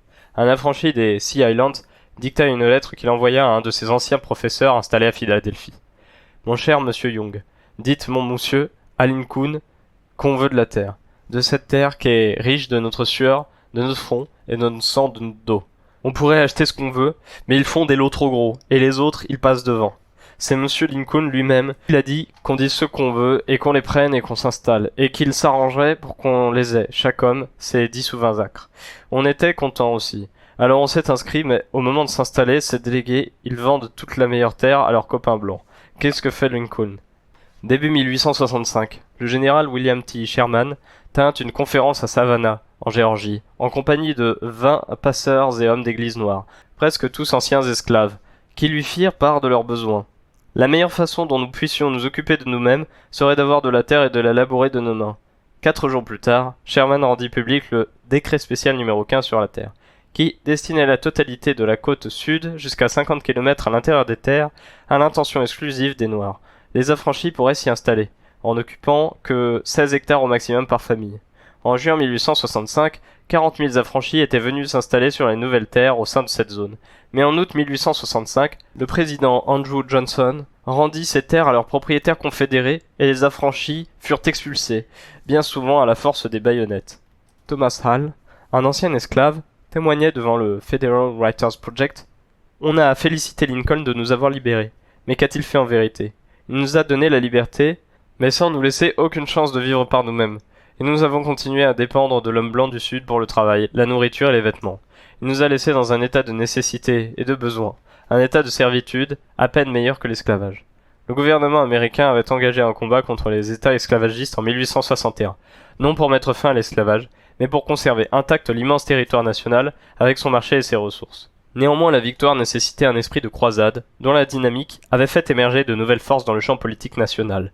Davantage de Noirs fermement décidés à donner du sens à leur liberté, davantage de Blancs, que ce soit les administrateurs du bureau aux affranchis, les professeurs dans les Sea Islands ou les Carpetbaggers, en un cocktail de diversement dosé, d'humanitarisme et d'ambition personnelle, qui se sentaient concernés par l'égalité des races. Quant au parti républicain, il souhaitait garder le contrôle du gouvernement national et avait l'intention pour y parvenir de se servir des votes des Noirs du Sud. Les milieux d'affaires nordistes, jugeant la politique du parti républicain favorable à leurs intérêts, le soutinrent aussi un certain temps. Le résultat fut cette courte période, après la guerre de sécession, au cours de laquelle les Noirs votèrent, envoyèrent des représentants noirs dans les chambres des États et au Congrès, et introduisirent dans le Sud un système d'éducation gratuite et racialement mixte. Un cadre légal s'élaborait également. Le 13e amendement interdisait l'esclavage.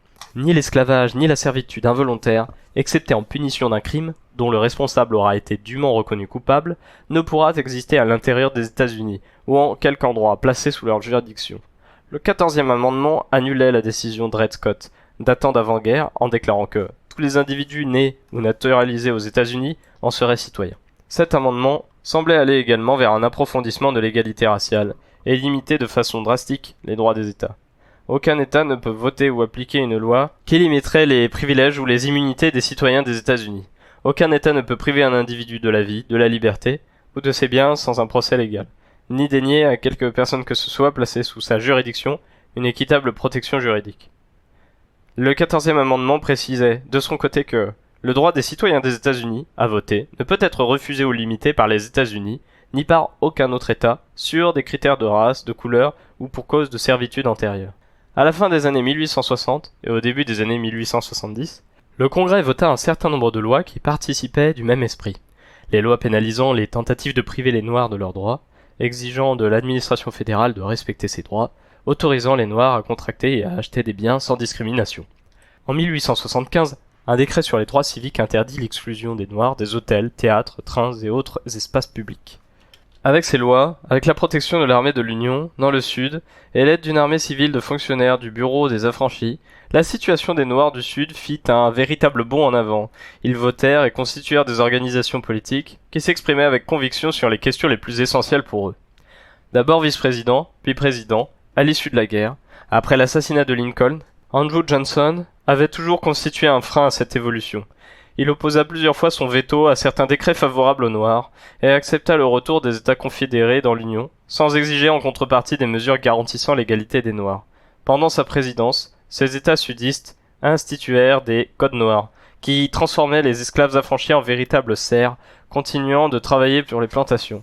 En 1865, par exemple, l'État du Mississippi interdit aux affranchis de louer ou de prendre des fermes à bail. On s'arrangea de surcroît pour les faire travailler avec des contrats qu'ils ne pouvaient rompre unilatéralement sans risquer la prison ou une lourde amende.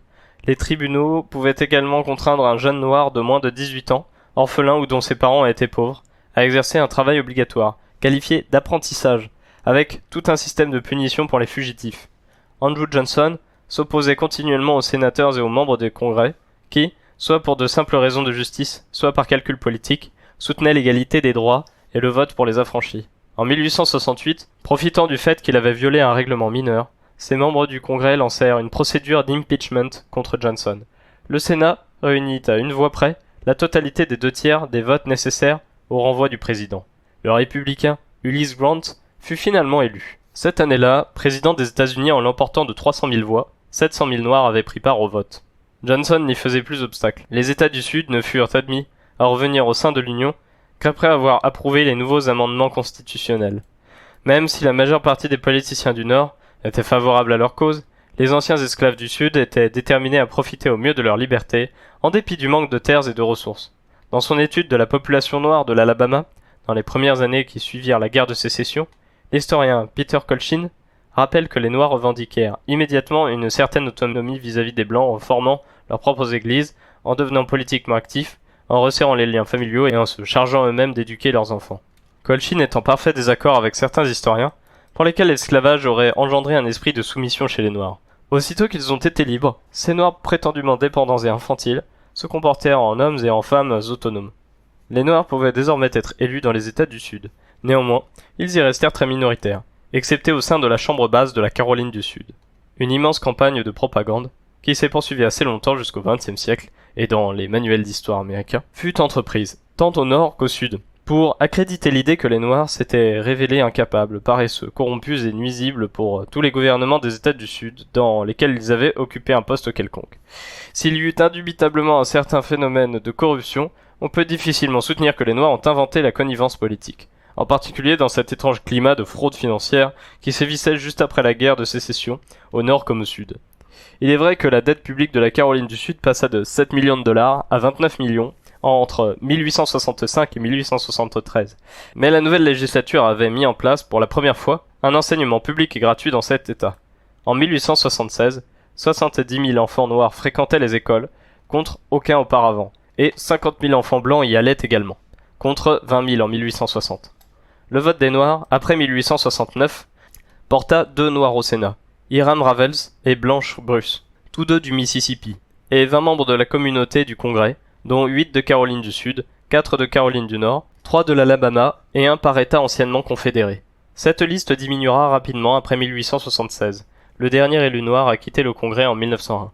Au XXe siècle, un professeur de la Columbia University, John Burgess, évoquait la reconstruction noire en ces termes. En lieu et place d'un gouvernement mené par la plus intelligente et la plus vertueuse fraction de la population, au plus grand bénéfice des gouvernés, nous avions désormais un gouvernement mené par la plus ignorante et la plus corrompue de ses composantes. Avoir la peau noire signe l'appartenance à une race d'hommes qui n'a jamais réussi par elle-même à soumettre ses passions à la raison, et qui n'a jamais en conséquence fondé de civilisation d'aucune sorte.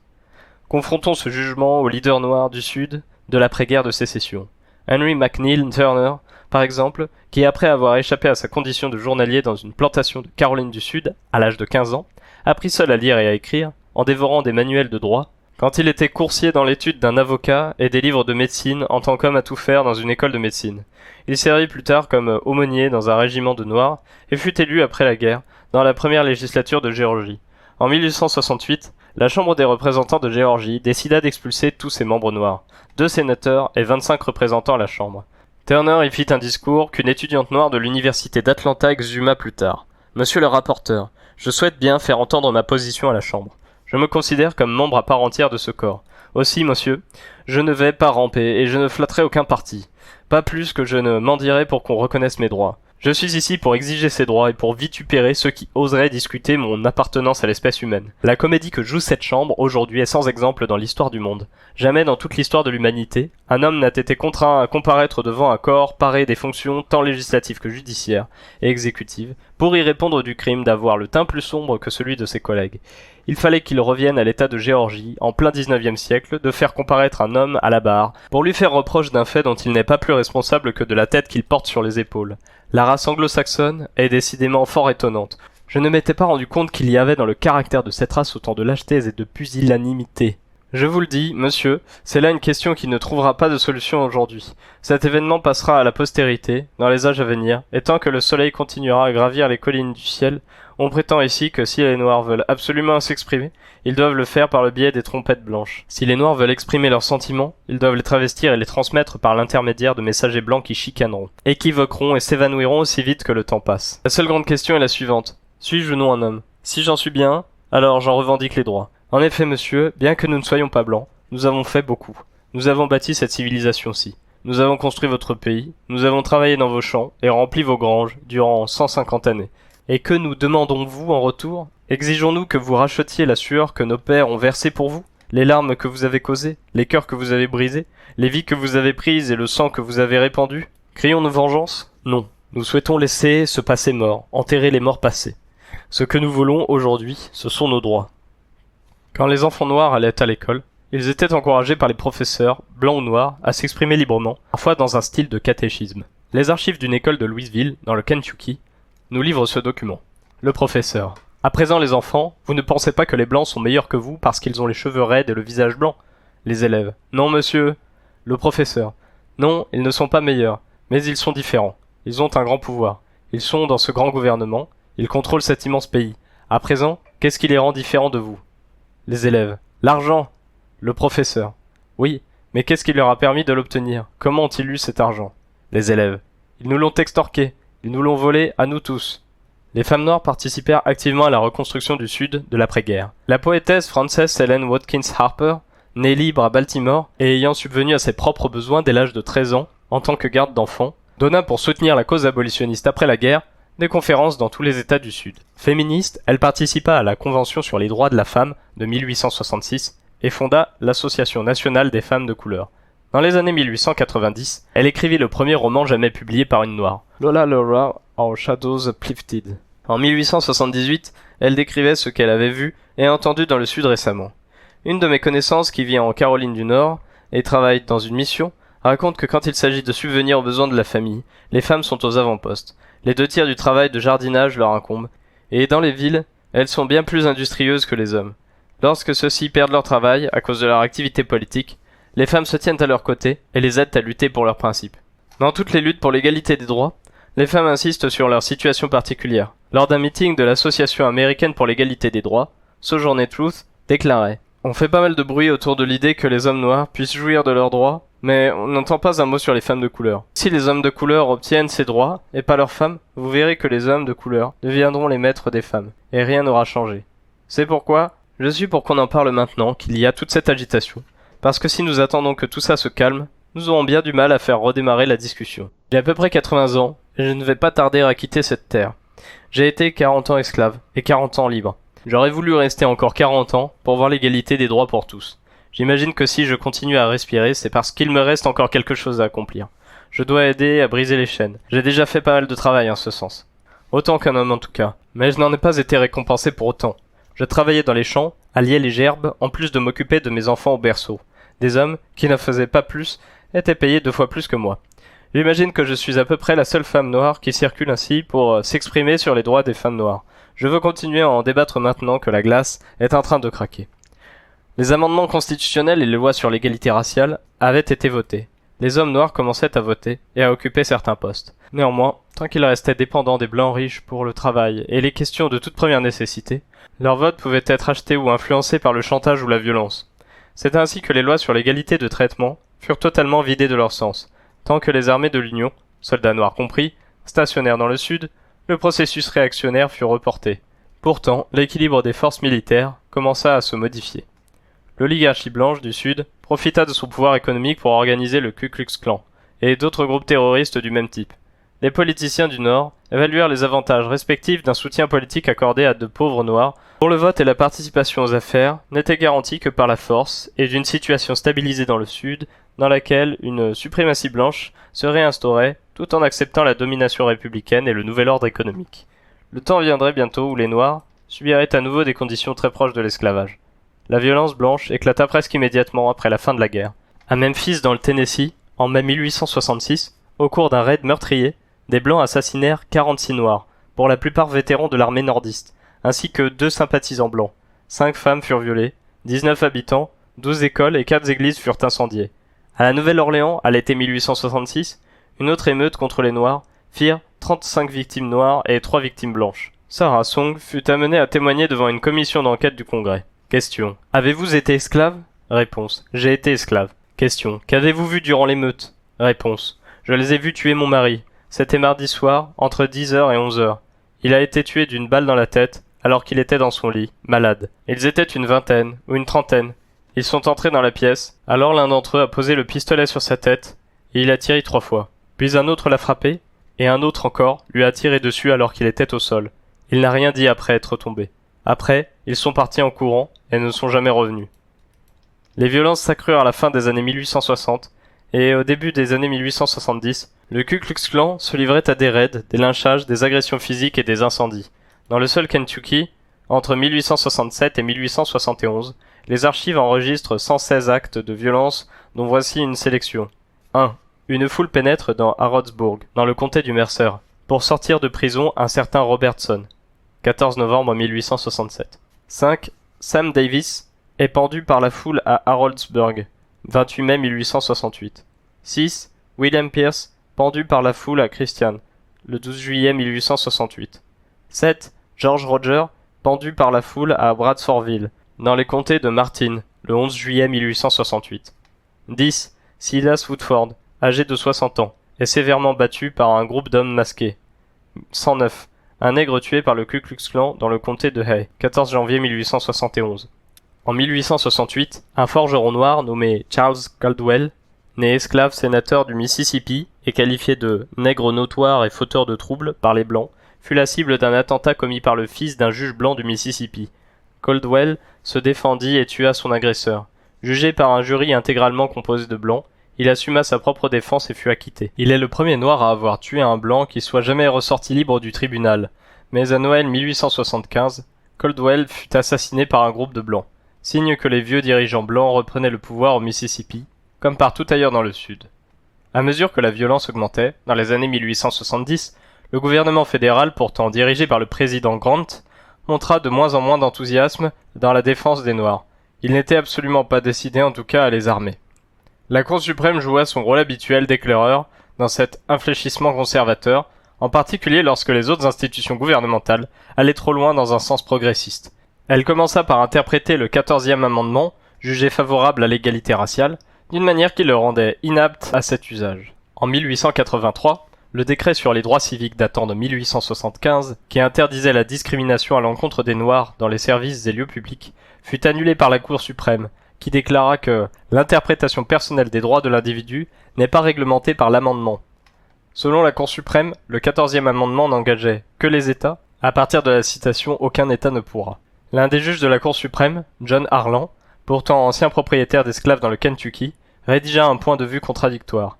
Il affirmait qu'il existait des arguments constitutionnels au bannissement de la discrimination privée. Il rappelait que le 13e amendement interdisait l'esclavage, s'appliquait aux propriétaires de plantations en tant qu'individus et non aux États. Il avançait ensuite que la discrimination en tant que caractéristique de l'esclavage était interdite. Il en appelait également à la clause première du 14e amendement qui spécifiait que tout individu né aux États-Unis en était citoyen, ainsi qu'à sa clause 4, paragraphe 2, qui stipulait que les citoyens de chaque État pourront jouir des mêmes privilèges et immunités que les citoyens des autres États. Mais Harlan s'opposait à quelque chose de plus puissant que la logique ou la justice.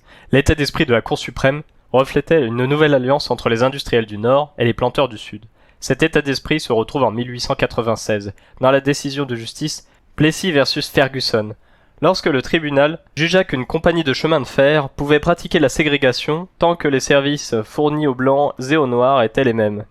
L'objectif de l'amendement était indubitablement de faire respecter l'égalité absolue des races devant la loi, mais étant donné la nature des choses, il ne pouvait pas être dans son intention d'abolir les distinctions fondées sur la couleur, ni d'appliquer l'égalité sociale, distincte de l'égalité politique, dans une confusion des deux races aussi insatisfaisante pour l'une que pour l'autre, peut-on lire dans l'arrêté du tribunal. Harlan, à nouveau divergent sur ce point, notre constitution ne distingue pas les couleurs. En 1877, cette évolution réactionnaire se concrétisa d'une manière aussi claire que spectaculaire.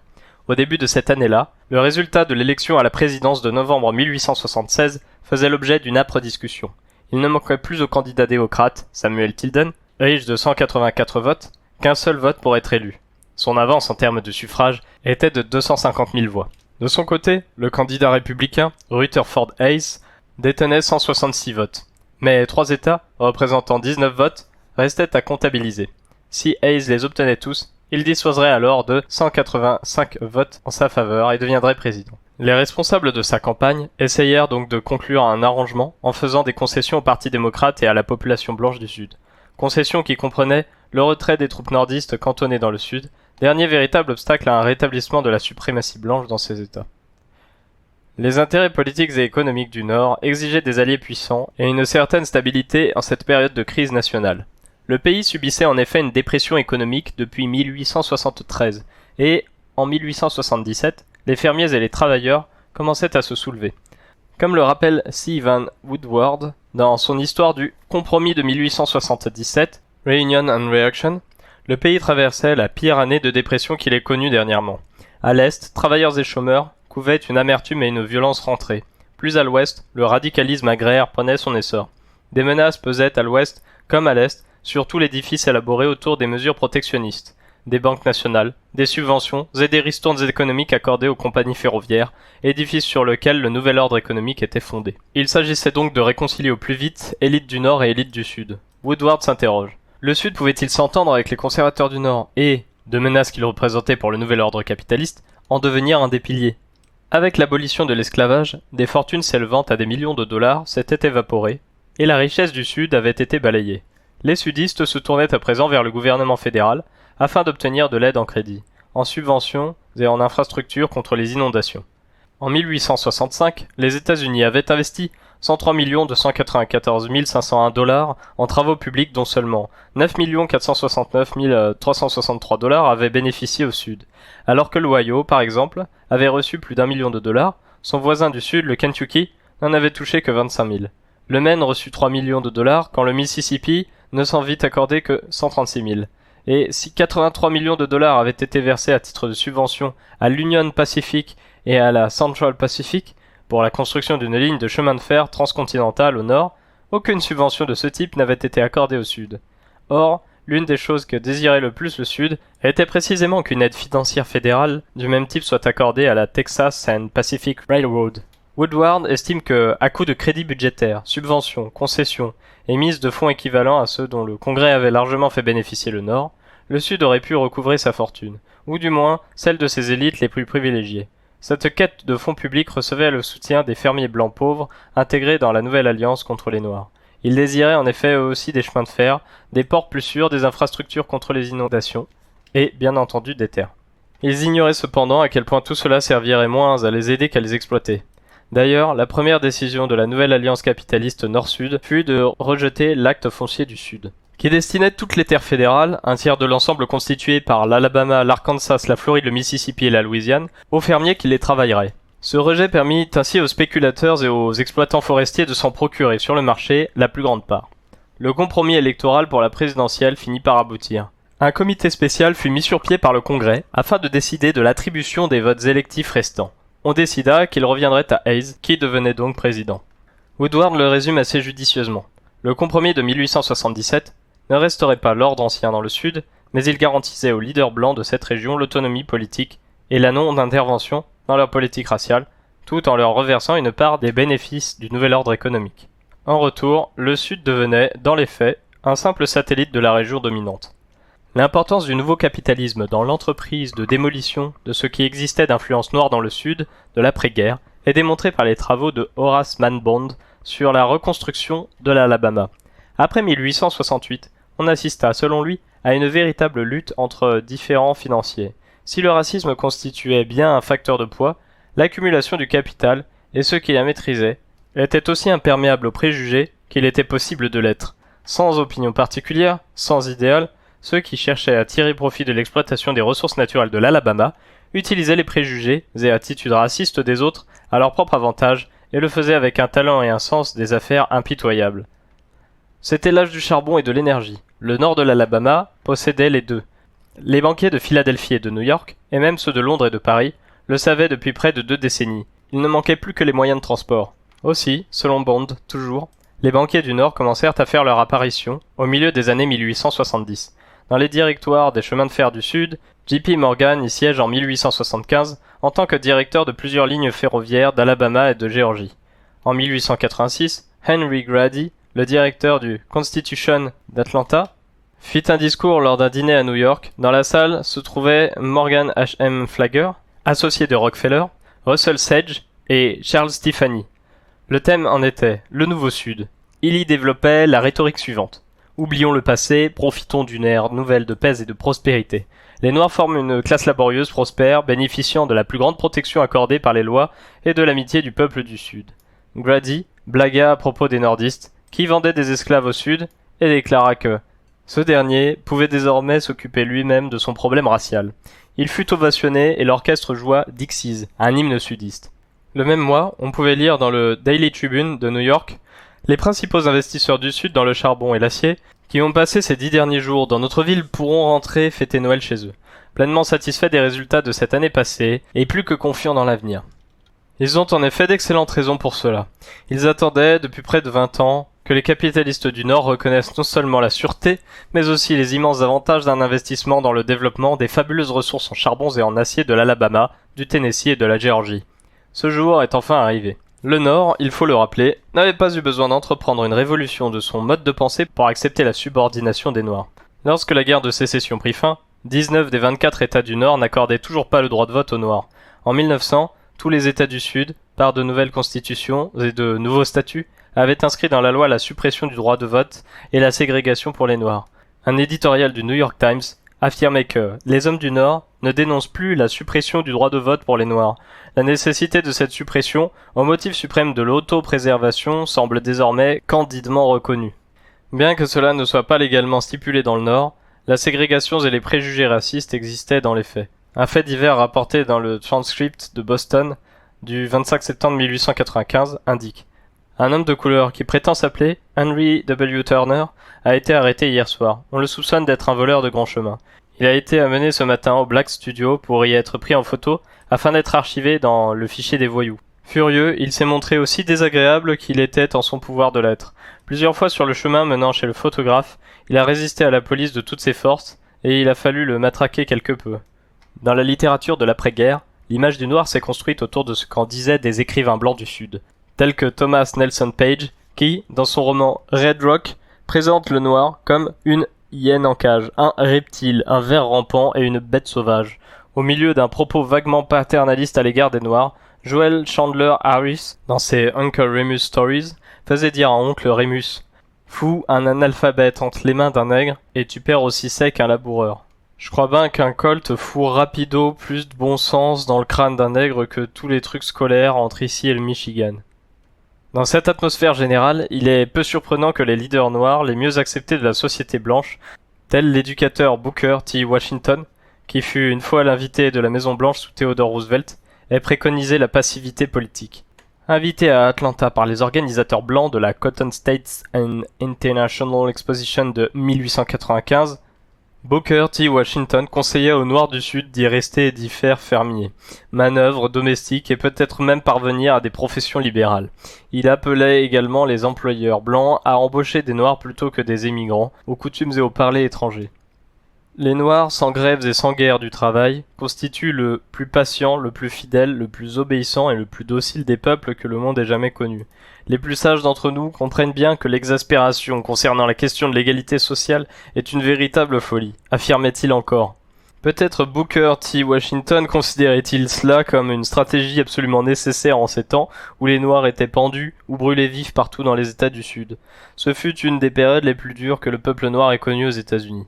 En 1883, Thomas Fortune, un jeune journaliste noir du Globe de New York, témoignait devant une commission du Sénat de la condition des Noirs. Il évoquait une pauvreté partout répandue, la duplicité du gouvernement et les efforts désespérés des Noirs pour s'auto-éduquer. Le salaire moyen des ouvriers agricoles noirs dans le Sud était, selon Fortune, de 50 cents par jour. L'ouvrier était le plus souvent payé en tickets, et non pas en argent. Tickets qu'il ne pouvait utiliser que dans un magasin contrôlé par le planteur, en un véritable système de raquette organisé. Pour pouvoir cultiver, le fermier noir devait promettre sa récolte au magasin. Lorsque la fin de l'année arrivait, il était toujours endetté. Sa récolte étant, de ce fait, systématiquement due à quelqu'un, planteur ou marchand, il se retrouvait enchaîné à sa terre par les dettes qu'il avait souscrites. Ainsi les Noirs étaient-ils escroqués et quasi prisonniers de leurs dettes. Quant à la prétendue paresse des Noirs, Fortune se déclarait, surpris qu'ils ne fussent pas plus nombreux à pêcher, chasser ou vagabonder. Fortune évoquait le système pénitentiaire du Sud, avec ses honteuses équipes de forçats enchaînés les uns aux autres, dont l'unique but était de terroriser les Noirs et de fournir des victimes aux entrepreneurs à qui l'État offrait le travail de ces pauvres airs pour des clopinettes. Le blanc qui descend un Noir sort toujours libre du tribunal, tandis que le Noir qui vole un cochon est mis au fer pour au moins 10 ans. Nombreux étaient les Noirs qui prenaient la fuite. Quelques 6000 Noirs quittèrent le Texas, la Louisiane et le Mississippi pour se rendre au Kansas afin d'échapper aux violences et à la pauvreté. Frederick Douglass et quelques autres leaders noirs pensaient que ce n'était pas une bonne stratégie, mais les migrants rejetaient leurs conseils. Aucun leader ne mérite qu'on le suive, si ce n'est le Dieu qui veille sur nous, déclarait l'un d'entre eux. Un autre émigrant, Henry Adams, illettré, vétéran de l'armée nordiste, expliquait pour sa part, devant une commission sénatoriale en 1880, les raisons qui l'avaient poussé à quitter Shreveport en Louisiane. On a constaté que le Sud, tout le Sud, était à nouveau aux mains de ceux-là, même, qui nous avaient tenus en esclavage. Même dans les pires moments, les Noirs du Sud persistaient à se regrouper pour organiser leur défense. Herbert Haptucker a réédité 13 documents des années 1880, réunions, pétitions et appels, issus des communautés noires de Baltimore, de Louisiane, des deux Carolines, de Virginie, de Géorgie, de Floride, du Texas et du Kansas, révélateurs de peu de confiance des Noirs et de leur réticence à l'égard des Blancs du Sud, où avait lieu une centaine de lynchages par an. Malgré le caractère apparemment désespéré de la situation, il se trouvait des leaders noirs pour penser que Booker T. Washington était dans l'erreur lorsqu'il prenait la prudence et la modération. John Hope, un jeune noir de Géorgie, qui avait assisté à l'un de ses discours, déclarait aux étudiants d'un collège noir de Nashville, dans le Tennessee, « Si nous ne luttons pas pour l'égalité, pourquoi vivons-nous ? Au nom du ciel ? Je considère comme une preuve de lâcheté et de malhonnêteté pour tous les hommes de couleur de dire aux blancs comme aux noirs qu'il ne faut pas lutter pour l'égalité. Oui, mes amis, je veux l'égalité, et rien de moins. Maintenant, retenez votre souffle, car je vais employer l'adjectif. Je suis en train de vous dire que nous exigeons l'égalité sociale. Je ne suis pas une bête sauvage, et je ne suis pas une chose dégoûtante. Debout, mes frères, saisissons-nous de cette terre. Soyez mécontents, soyez insatisfaits, soyez aussi agités que la mer déchaînée. Laissez votre mécontentement exploser comme une lame de fond contre le mur des préjugés, et qu'il le détruise jusqu'aux fondations. Un autre noir, qui enseigna à l'université d'Atlanta, Webb Dubois, considérait cette trahison envers les Noirs de la fin du XIXe siècle comme l'un des aspects d'un événement plus vaste survenant aux États-Unis. Quelque chose qui ne frappait pas uniquement les Noirs pauvres, mais également les Blancs pauvres. Dans son livre de 1935, Black Reconstitution, il l'écrivait « Dieu versait des larmes, mais cela importait peu dans un âge impie. Ce qui importait le plus, c'est que le monde versait, et verse encore, des larmes de sang qui l'aveuglent. En effet, en 1876 débutait l'ère du nouveau capitalisme et du nouvel esclavage pour les travailleurs. Dubois considérait ce nouveau capitalisme comme partie prenante d'une dynamique d'exploitation et de corruption qui s'instaurait dans tous les pays civilisés du monde. L'Organisation nationale du travail des pays avancés, à la fois calmés et trompés par un droit de vote dont l'efficacité était sévèrement mise en cause par la dictature du grand capital, était minée par les hauts salaires et les postes politiques réunis pour exploiter la main-d'œuvre des régions moins avancées, qu'elles soient blanches, jaunes, brunes ou noires. En fin de compte, Dubois avait-il raison de prétendre que, d'une certaine manière, pendant cette croissance du capitalisme américain, avant et après la guerre de sécession, blancs et noirs vivaient tous en esclavage. Fin du chapitre.